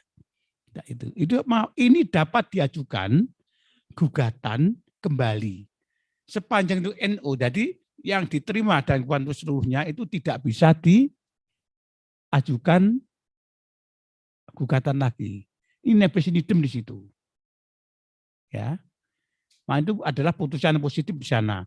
Ditolak termasuk putusan positif, diterima dan dikabulkan untuk sebagian, nanti bisa dimohonkan PK terhadap yang belum diterima tadi. Bisa, itu boleh. Atau digugat boleh yang itu sebagian tadi. Ya, nah, itu boleh, bukan nebis idem. Ya, ditolak seluruhnya enggak boleh, tidak dapat diterima untuk seluruhnya itu tidak boleh tadi. Ya, ini kaitannya dengan nebis idem. Ya, Mbak, hampir selesai. Nah, sekarang tentang pelaksanaan putusan. Putusan ada namanya eksekutable dan putusan non eksekutable. Eksekutable sudah dapat dilaksanakan. Ini yang harus diperhatikan. Beberapa hari yang lalu saya pagi-pagi ditelepon jam 5, setengah 6 lah, ditelepon oleh klien saya. Karena klien saya itu tempatnya di Indonesia Timur. Saya bilang, pagi-pagi kok telepon ada apa gerangan itu.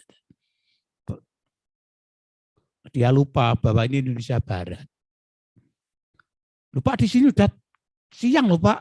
Oh iya, baru sadar. Karena dia di Indonesia Timur. Udah. Ada dia ngirim saya ini, Pak Joko, ini loh Pak, gimana? Gitu. Dia ngirim ini, Ada seorang advokat muda, saya gugat di pengadilan. Dinyatakan tanah itu milik saya yang dibuat perumahan itu. Tapi tidak bisa dieksekusi. Menyatakan tanah itu adalah milik penggugat. Tapi nggak bisa dilaksanakan, kita hanya ini aja. Gimana pengadilan itu? Bagaimana dengan cara itu? Apakah benar advokat muda yang mengatakan itu? Nyalakan pengadilan lagi. Gimana? Bebas. Gimana kira-kira jawaban ini? Betul ini, saya baru aja terjadi ini. Bulan yang lalu lah. Saya dikirimi ini, bayangkan teman saya mengajukan gugatan itu menang. Dinyatakan bahwa penggugat sebagai pemilik. Tapi tidak bisa dikosongkan tanah itu. Oh ya, nanti kalau ke sini saya kasih tahu. Udah itu aja. Ya, kira-kira apa yang terjadi dengan kejadian ini? Coba siapa kira-kira? Pak, monggo. Mas Pri, monggo. Bisa?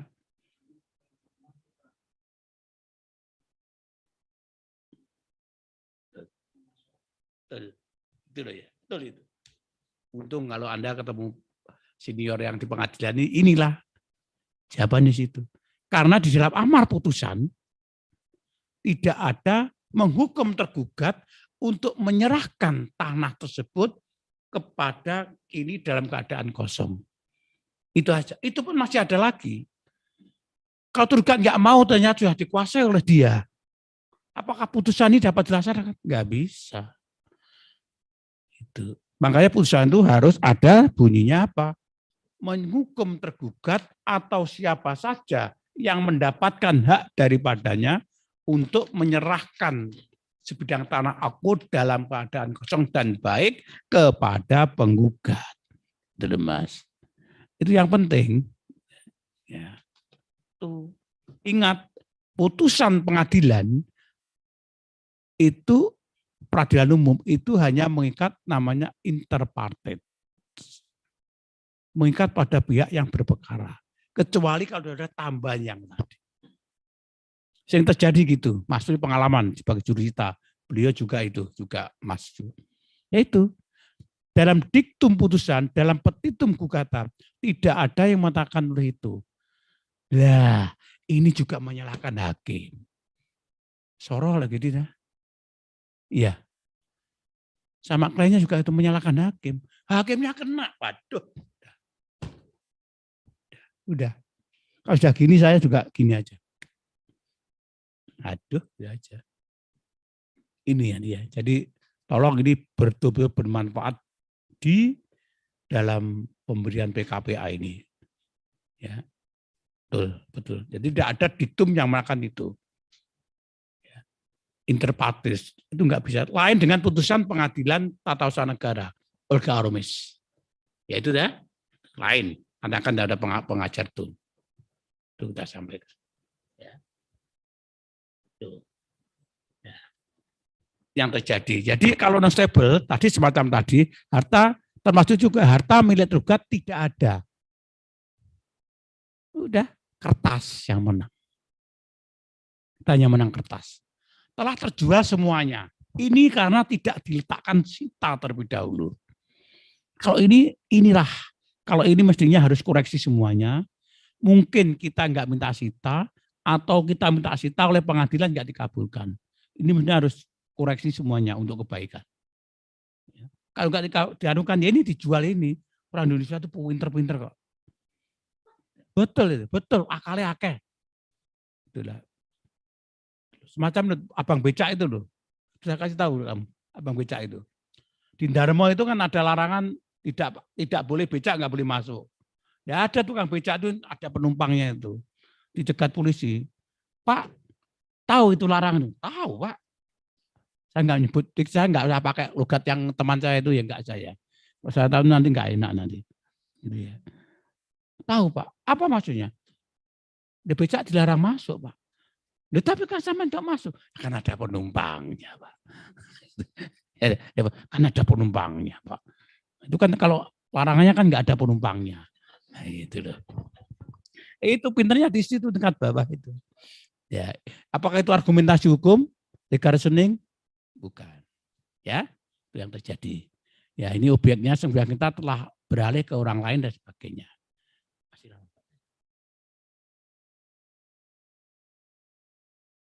Oh, udah berapa? Oke, ya. Saya kira sudah cukup yang ini. Yang lainnya kepakai session tanya jawab. Ya betul Mbak, sudah habis Mbak ya. Oh ya, sudah betul ya ini Bu ini. Ini coba dibaca Mbak Puji. Apa maksudnya itu? Saya tak terangkan.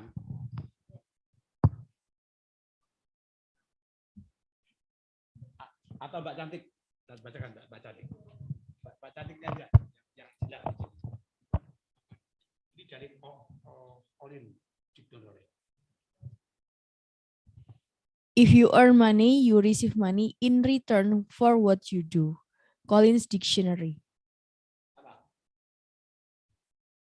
Penutup saya di situ. Jika Anda menerima uang, hasil kerja. Makanya saya masukkan ini. Ini adalah kalau diterangkan dalam media profesi, itu satu sesi nggak habis. Silakan menurunkan ini dan inilah kata yang saya sampaikan dalam penutupan ini inspirasi. Oh ini cocok buat pemberian aku. Ini materi ini ya. Ini berbahagia nantinya ini dihayati dalam yang dibacakan oleh Mbak Cantik tadi dengan bagus dan bagus. Ini TOEFL-nya 500 paling. Itu ya. Itu yang disampaikan. Kita membuka tanya jawab Mbak. Baik, terima kasih atas pemaparan materinya Bapak Joko terkait dengan penelusuran hukum dan dokumentasi hukum yang sangat luar biasa.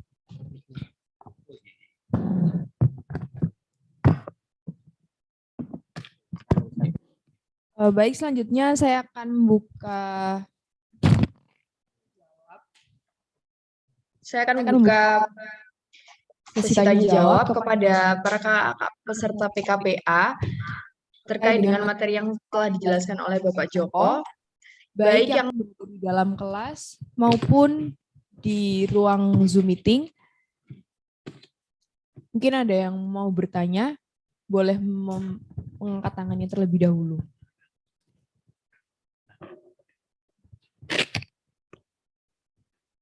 Bapak Ibu, mungkin ada yang mau bertanya?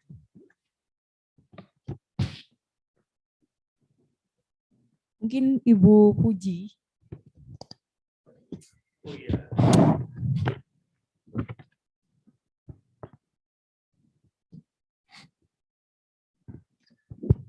Nggak apa-apa Bu, ini mumpung masih ada waktu sampai jam 11:30.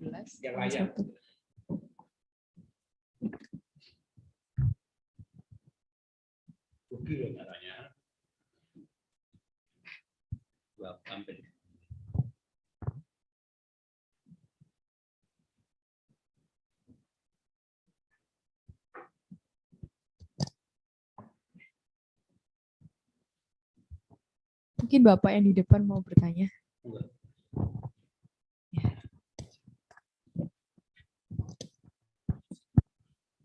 Nah, terima kasih atas waktunya. Saya dengan Halim, Pak Joko. Di sini saya mau bertanya, dalam memutus suatu perkara, apa pertimbangan hakim?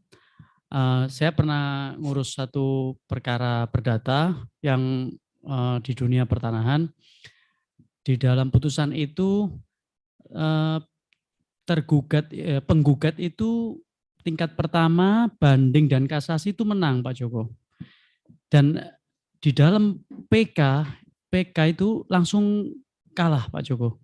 Nah, apa di situ pertimbangan hakim atau penafsiran apa yang dipakai dari tingkat PNPT penggugat menang, tapi kok di PK kalah, Pak Joko? Penafsiran hukum apa yang dipakai hakim gitu? Terima kasih.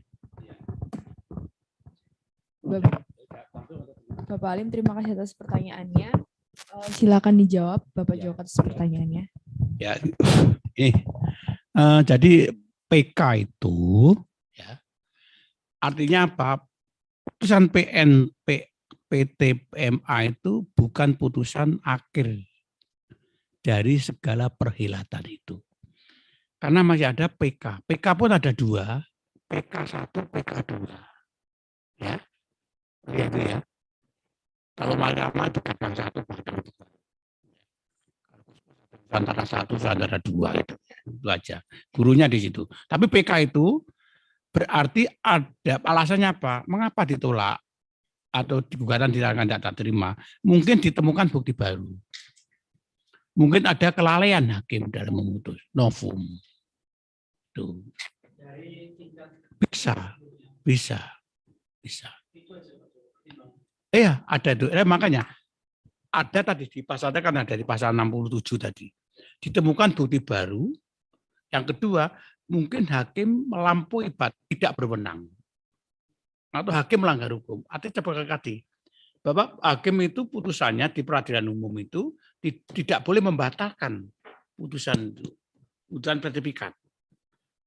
Karena itu menjadi wewenang pengadilan tata usaha negara. Atau lalai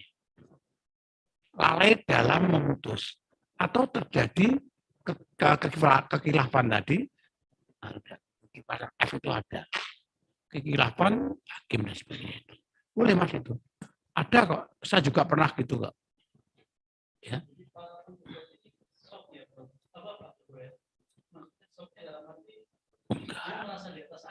Enggak. Sebelum kan itu kan belum final. Pertandingan belum final. Lain dengan putusan MK, ya, lain, ya. LKNS, tapi itu adalah putusan yang mengikat final and binding. Lain. Ini boleh. Ini masih lumayan. Ada yang namanya perlawanan, ya. Ada perlawanan. Setelah itu ada perlawanan dari pihak ketiga, namanya deden persen. Boleh itu Mas Ali. Itu perkara pidana itu. Perkara perdata itu. Boleh. Saya pun pernah nangani kasus, saya masih belum lulus dulu, ya. Itu baru lulus. Baru lulus saya masih milopen magang itu jadi kasus yang sampai sekarang baru selesai. Berapa berarti? 83 sampai ini. Ada 40 tahun perkara itu baru selesai. Betul, makanya damai itu memang perlu kita munculkan. Betul. Kadang-kadang teman-teman sendiri yang ya untuk apa damai? Ini kadang-kadang teman. Makanya advokat itu harus kita kembalikan sebagai penegak hukum harus menempuh jalur itu. Di Perma nomor 1 tahun 16 itu nama mediasi itu, ini di pasal 130 HIR sebenarnya. Itu di pasal itu harus betul-betul dimanfaatkan secara maksimal sebetulnya. Karena teman-teman itu enggak yang terjadi itu. Bahkan suatu saat itu apa? Iya saya mau. Itu nanti rumah itu harus dijual sekian. Ternyata rumah itu bukan miliknya tergugat ini, tapi miliknya orang tuanya. Advokat sudah dibelunturkan pada itu, saya ngomong, mengapa Anda kok mau? Ditawarkan sebagai kompensasi atas utangnya itu, dan ternyata apa yang disampaikan utangnya itu juga nggak benar. Harga tanahnya 1,5 paling banter. Katanya 1,8, utangnya 1,1. Ini sudahlah, kasih aja 800. Nanti kasih 1, utangmu kan 800. Udah selesai. Ternyata dilacak bukan miliknya dia, utangnya dilelang di bank aja tuh 1,5 itu nggak laku, 1,4 nggak laku. Ya sudah.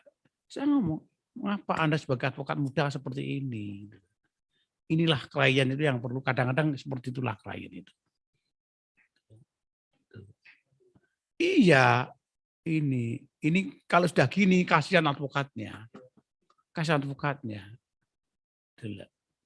Kasihan advokatnya. Kita berjuang tidak intinya apa? Senjata kalau ini berjuang, kalau perang dalam ilmu tentara itu, ini bawa itu AK-24 dan sebagainya. Ternyata nggak ada isinya, nggak ada pelurunya, kan kasihan prajuritnya. Itu loh, itu betul sebenarnya itu ya.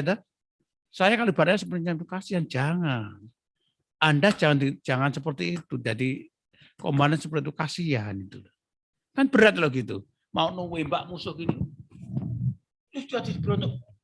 Loh, kalau ceritanya nggak jelas. Semacam itulah sebenarnya sidang.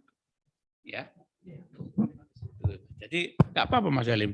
Jadi nggak apa-apa. Bukan jaminan putusan PN, PTMA itu menang dianulir oleh Mahkamah Agung. Tidak menutup kemungkinan. Walaupun dalam konteksnya itu sebenarnya hanya tidak lebih dari 10% PK itu dikabulkan. Tapi kalau itu kan pas. Oh ada. Inilah kelebihan dari advokat yang baru itu gitu. Pinter banyak advokat baru itu. Oh celahnya di sini. Tuh. Itu yang terjadi gitu. Enggak apa-apa, biasa gitu. Ya. Makanya hati-hati sekali bahwa sekarang baik kok. Mulai baik sekarang itu. Ya ada. Itu ada. Ya ada, tapi percayalah ini negeri ini mulai baik. Mulai baik. Kita kata sendiri siapa yang memperjuangkan ini. Udahlah itu aja. Tuh, monggo yang lain silakan. Mungkin Mbak. Ya. Silakan Bapak untuk bertanya. Terima kasih Pak Joko. Nama saya Agra Kurniawan. Mohon pencerahannya terkait upaya damai dan hasil dari upaya damai, Pak.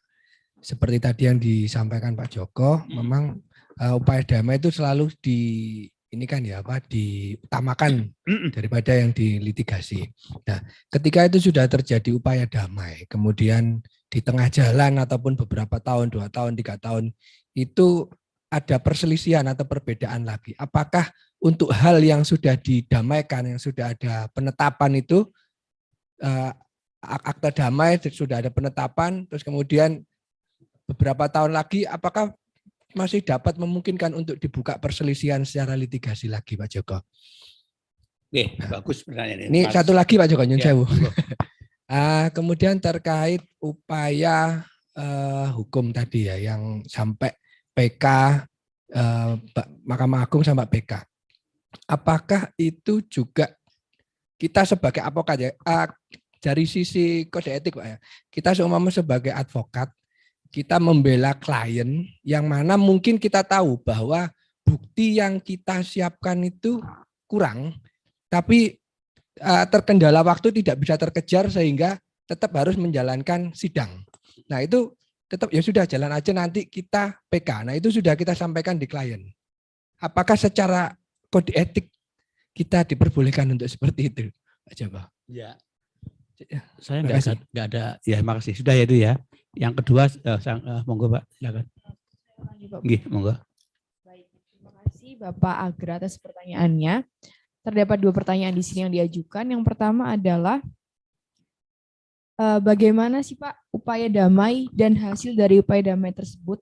Mengingat Bapak tadi berbicara tentang upaya damai itu selalu diutamakan. Yeah. Nah, apabila nantinya ada perselisihan di 1 tahun atau 2 tahun ke depan, apakah masih bisa menempuh jalur litigasi?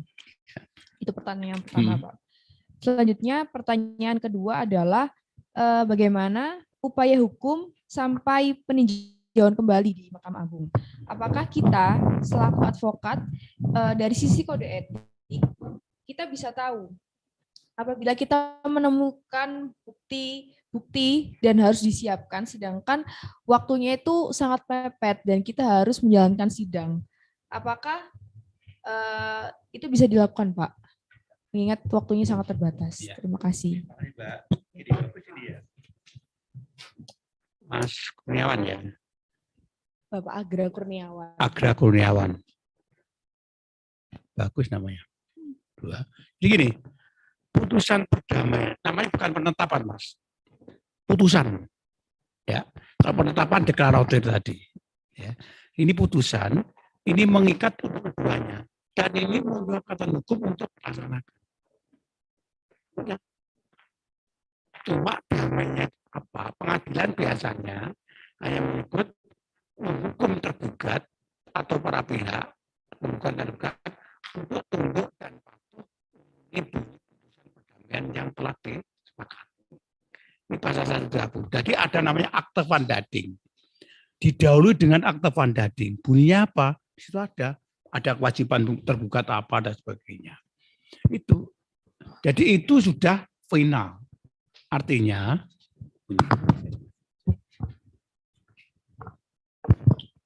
apa? Artinya putusan itu ya sudah nggak bisa dimohon lagi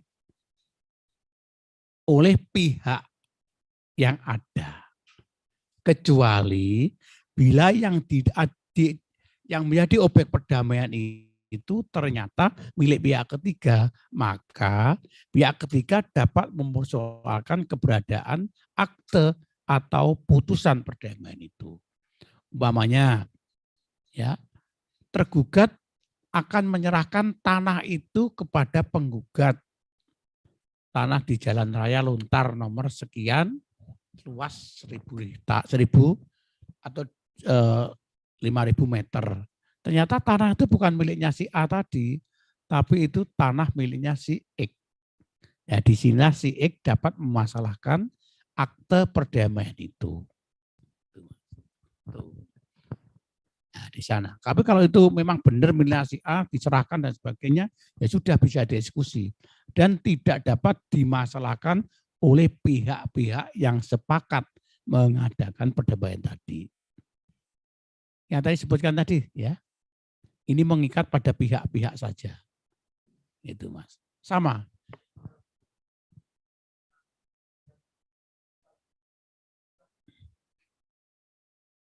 Oh, enggak bisa, Mas. Kalau perdamaian enggak bisa. Tapi kalau PK yang semacam tadi, semacam sampaikan tadi untuk kedua tadi, apakah itu melanggar etika profesi? Sayang, saya tidak ngajar etika profesi. Tapi kalau saya ngajar itu tak terangkan. Ya, ini Mbak ya. Saya nggak ngajar itu ya. Ya, udah itu aja. Oke, ya itu ya. Itu aja, monggo yang lain silakan. Berkembang bagus, silakan. Ayo Mas. Mungkin ada satu penanya lagi yang ingin mengajukan pertanyaan. Atau dari Dipersilakan. Zoom mungkin Mbak. Dari Zoom. Oh ya baik, saya persilakan para peserta PKPA yang ada di ruang Zoom meeting untuk bertanya apabila ingin bertanya.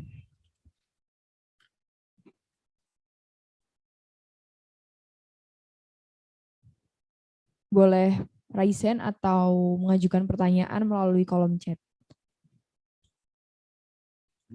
Sambil bicara. Silakan.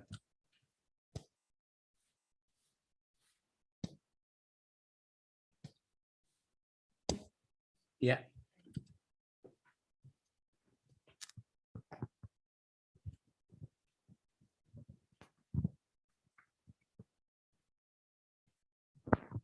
Selamat siang Pak Joko, perkenalkan nama saya Sri Novela Sari Dewi Putri Simanjuntak.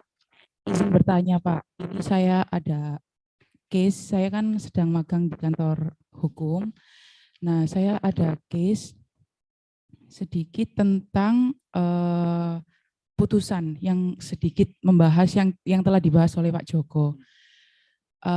Jadi kami ini ada klien Pak, mengenai piutang. Nah pada saat penanganan perkara ini, sebagai advokat melakukan perjanjian perdamaian dengan advokat lawan, gitu Pak.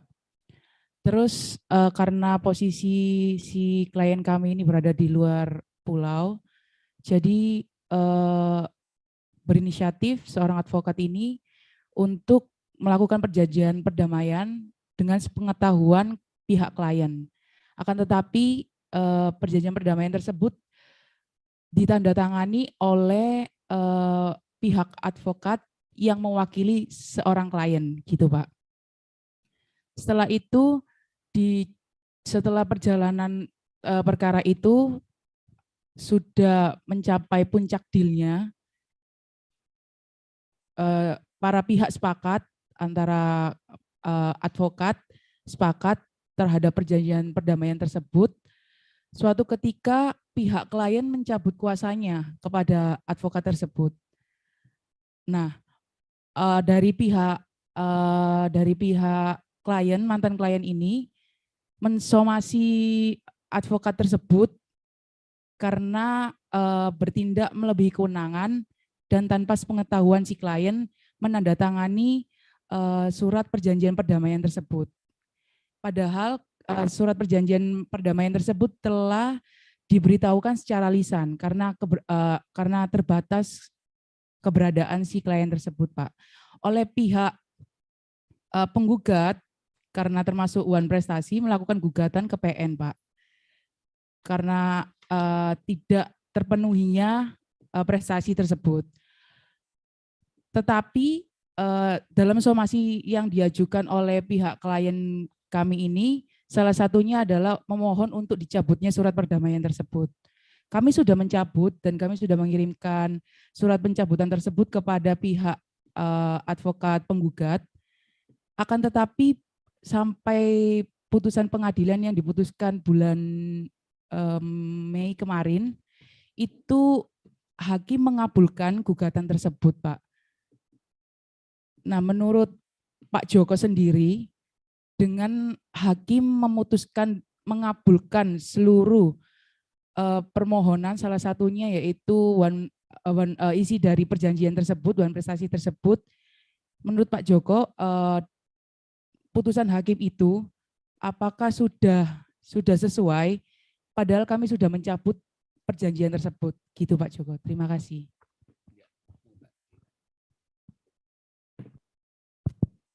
Terima kasih atas pertanyaannya oleh Mbak Sri Novela.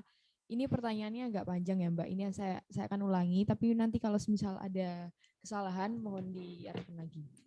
Jadi tadi Mbak Sri Novela bertanya tentang case dalam kantor magang yang saat ini dijalankan terkait dengan putusan klien mengenai piutang. Jadi penanganan perkara ini, jadi dari pihak advokat kliennya itu melakukan perjanjian perdamaian dengan advokat lawan yang ada di luar pulau. Dan advokat dari klien tersebut berinisiatif untuk melakukan perjanjian perdamaian. Namun pihak klien ternyata mencabut kuasa mantan klien, mencabut kuasanya dan mantan klien memberikan somasi. Tapi sayangnya klien tersebut telah menandatangani secara sepihak dan sebelumnya telah dibicarakan dengan lisan melalui pihak dari advokat lawan. Dan itu termasuk ingkar janji atau wan prestasi Bapak. Nah, terus dalam somasi yang diajukan oleh pihak klien untuk mencabut perjanjian. Dan sampai tahap pengadilan, ternyata hakim tersebut mengabulkan putusannya secara keseluruhan atas isi perjanjian dari pihak klien, pihak advokat klien dengan pihak advokat lawan. Nah, menurut Bapak Joko sendiri, apakah putusan hakim yang mengabulkan putusan tersebut apakah sudah sesuai? Begitu Bapak. Ya.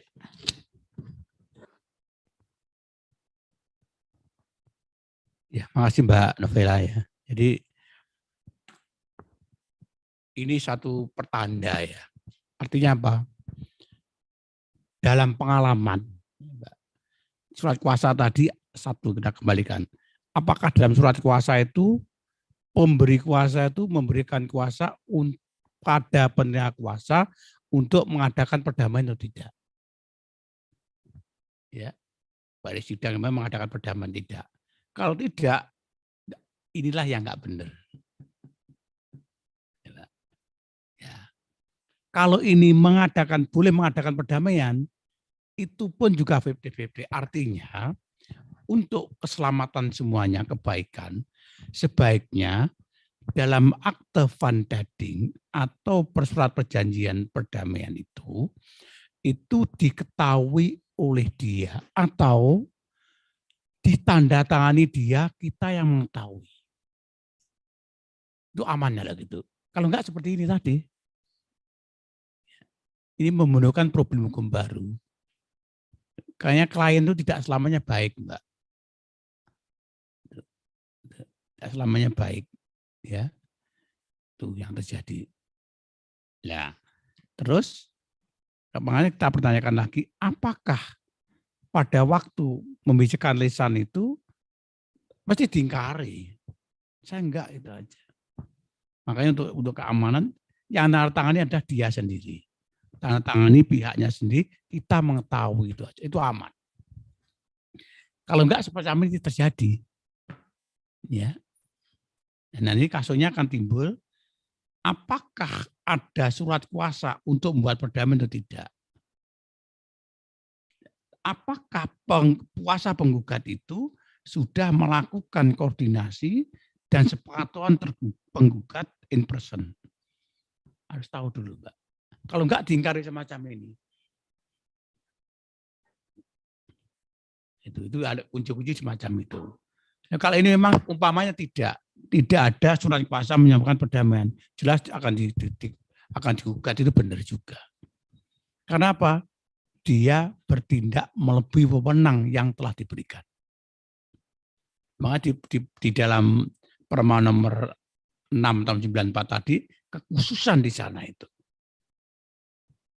Ya. Jadi makanya di sana itu, kekhususan di sana. Hati-hati surat kuasa ini. Hati-hati. Dan ini pada advokat muda, sama seperti notaris yang muda. Notaris baru itu biasanya menjadi serobotan atau lahan empuk bagi mereka yang nakal. Saya sudah mengingatkan teman-teman notaris yang teman-teman saya, hati-hati ya. Dan untuk teman-teman saya itu selain pinter juga saya ingatkan itu tahu letting saya itu. Hati-hati. Kalau Anda sudah masuk ke dunia simsalah BIM ini, repot Anda. Saya ngomong tentang itu. Anda menerima honorarium dari buat akte berapa sih? Harusnya sekian dah. Kalau untuk membayar advokat 10 sekian belum cukup. Loh, kan jadi advokat, bukan enak dan tidak enaknya. Semua itu ada, itu choice ya, choice. Tapi inilah yang terjadi. Makanya saya saling mengingatkan.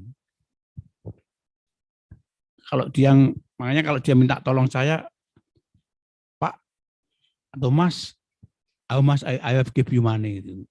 Up to you lah. Gitu. Saya ngomong begitu, saya paham betul karena saya sedikit mendalami ya dunia kenotariatan. Dan persentasenya jelas. Sekian jelas. Advokat nggak ada batasnya. Gitu ya. Itu yang terjadi.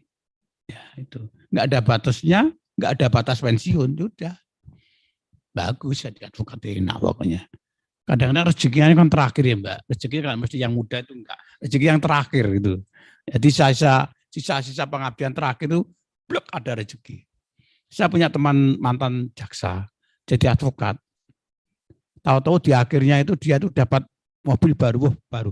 Ternyata rezeki saya di dunia advokat di injury time. Oh iya betul itu. Itu yang terjadi gitu. Ya nggak tahu soal rezeki ya. Tapi itulah Mbak Novela. Jadi paham itu dulu. Mestinya kalau untuk safety-nya praktek saya, ini karena saya ngomong, saya diingatkan beberapa teman kalau akte perdamaian yang membuat dia saja. Kita mengetahui. Aman, Mbak. Kalau enggak seperti itu, udah. Ya, hati-hati. Karena di belakang klien kita itu juga ada mungkin advokat lain yang benci pada kita. Atau tidak berkenan pada kita. Sekelas saya dibodoh-bodohkan. Alhamdulillah. Saya bilang gitu. Biasa. Bodoh Pak Joko itu. Iya, memang apa? Wah, saya itu hanya manusia biasa aja. Mungkin Anda ngomong Pak Joko hebat bisa nerangkan semacam ini. Iya Anda, tapi kadang-kadang saya juga lengah. Itu yang bodoh kan bukan advokat ini, kadang orang lain. Belajar hukum sedikit tapi bisa ngomong itu. Itu yang terjadi. Ya, jadi nggak apa-apa. Ini Indonesia. Ngerti titik baik seperti itu. Lain Mas. Jadi tapi itu terbentuk kulturnya akan baik. Ya, kayak contoh kan, bukan ahli politik, dia komentar politik. Pada politik itu ada etika politik. Saya banyak teman-teman belajar etika politik itu istimewa.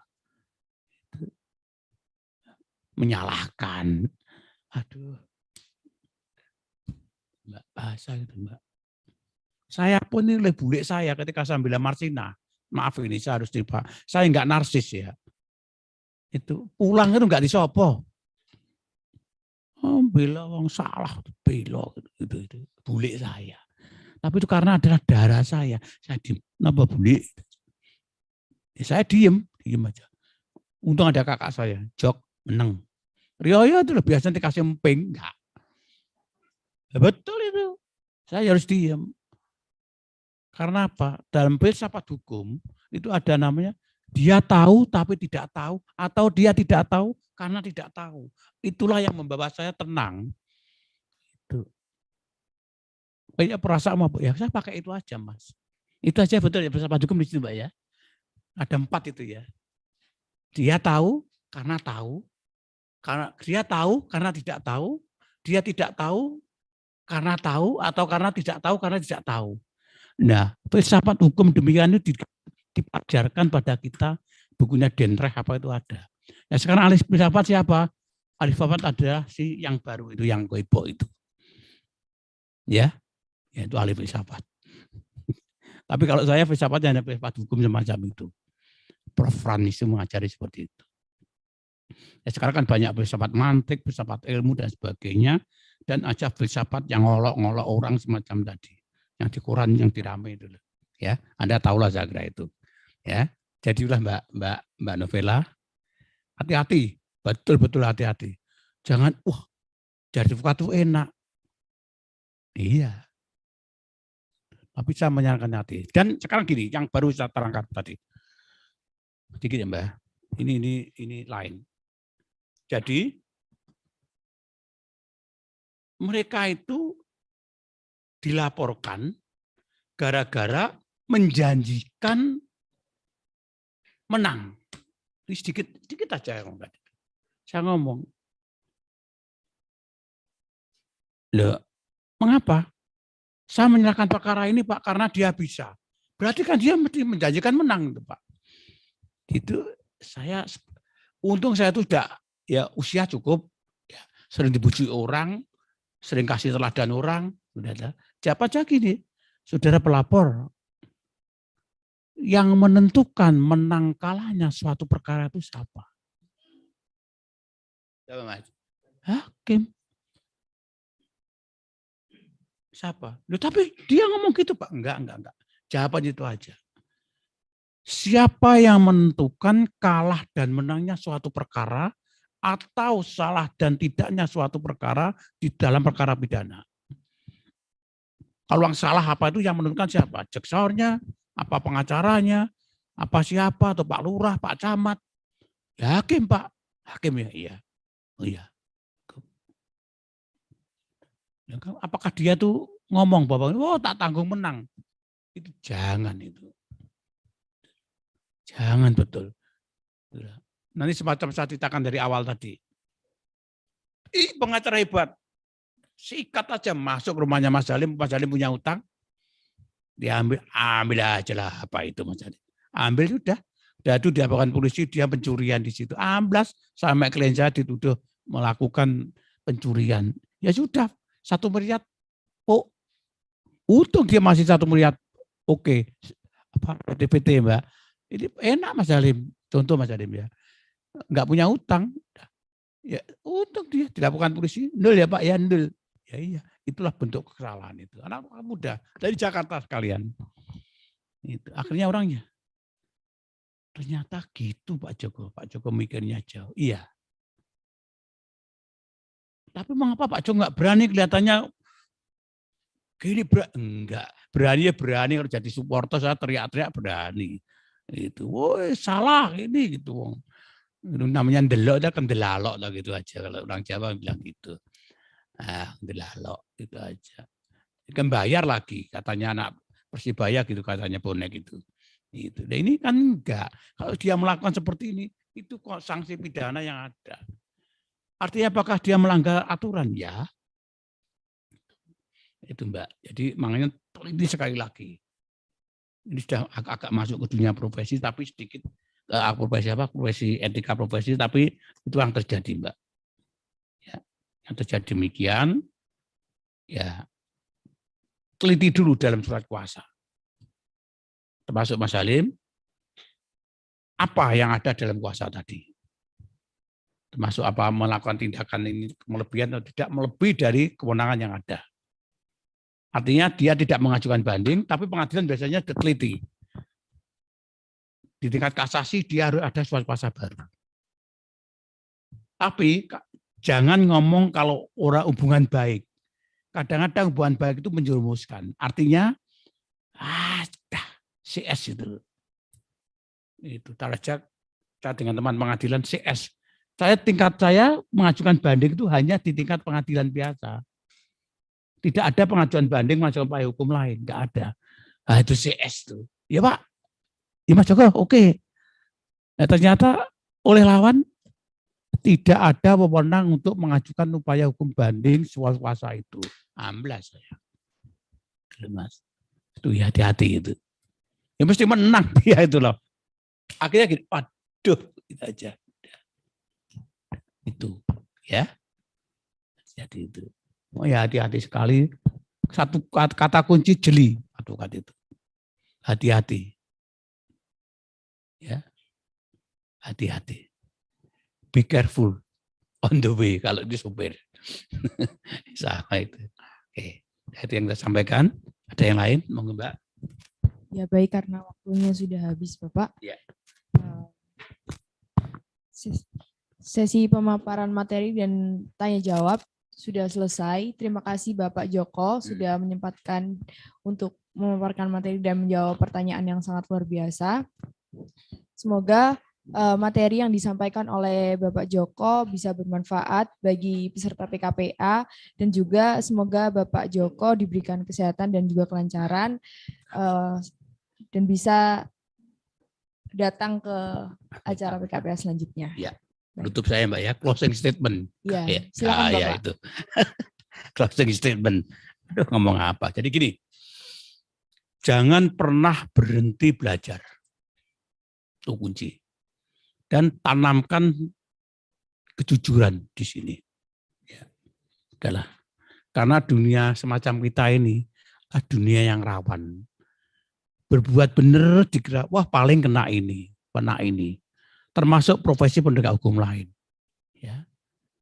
Oleh karena itu hindari itu dan kalau memang tidak mampu untuk nangani, jangan ditangani sendiri, tapi dapat disampaikan pada advokat senior yang pandai di bidangnya itu.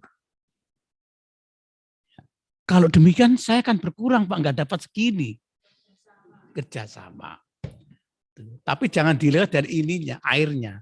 Tapi perolehan pengalaman, perolehan ilmu, perolehan cara penanganan perkara, itu jauh lebih mahal di situ. Ya, tuh. Nggak apa-apa. Oleh karena itu, Anda anytime saya siap, ya. Kalau Anda memang menghubungi saya di handphone saya di 081 ya, 330 369 275. Sepanjang ada kelonggaran saya akan jawab. Tuh ya. Ya, terus di kantor saya di Ngagel Jaya Selatan 24. Ngagel Jaya Selatan 24 Surabaya. Jaya Selatan 24. Mungkin Bapak bisa spill untuk kantor hukumnya namanya apa ya Pak? Kantor hukum saya Joko Sumarsono dan rekan. Saya nggak mau geng. Dulu kalau muda saya kasih geng mestinya. Cuk Mbak. Iya, Cuk-cuk aja. Udahlah. Karena dalam hidup ini harus ada keep smiling in your life. Itu tuh. Ya. 24. Ya. 24. Jadi itulah yang saya sampaikan. Jadi katanya Mbak Puji, see you next time and better. Jadi, terima kasih Mbak. Saya paling seneng itu Mbak. Dan paling bangga setiap semoga Pak Joko sehat itu mahal. Hampir menangis kalau udah gitu. Itu ada perhatian yang sangat lebih setelah pandemi itu. Mengapa demikian? Karena teman-teman saya banyak yang meninggal. Mas Purwanto ya, yang di sini juga teman seperjuangan yang juga ikut memprakarsai ini, bantu ini itu juga meninggal. Ya karena COVID itulah. Oleh karena itu kita marilah saling menjaga, kita tetap sehat dan tolong kita tetap bertegur sapa ya. Kalau ada kesalahan dan kekurangan tentunya saya mohon maaf. Satu kata lagi, semoga bermanfaat dan jangan pernah berhenti untuk berjuang. Selamat malam, selamat siang dan mumpung ini ada hari bulan kebangsaan, saya sampaikan merdeka ya, oke. Baik, terima kasih atas wejangan dan closing statement-nya Bapak Joko. Selanjutnya adalah sesi isoma sampai dengan jam 13.30. Jadi para peserta bisa dipersilakan untuk sholat atau makan dan bisa kembali jam 13.30. Namun sebelum saya tutup, kita mau ada sesi foto bareng dulu bersama pemateri kita. Atau bagaimana Pak? Ya. Para peserta bisa berdiri ke depan untuk sesi foto.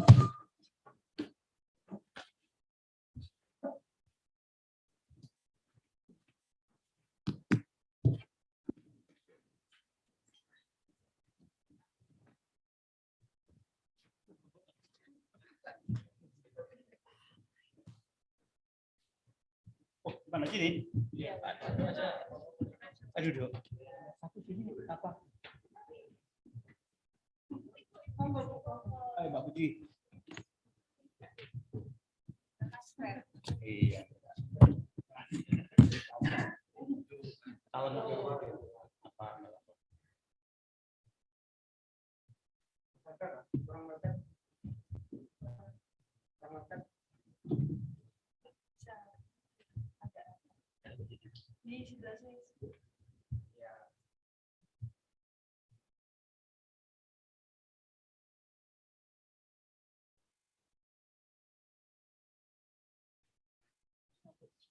Pak Bambang, 1, 2, 3 Pak Bambang. Perlu ya? Iya. 1, 2,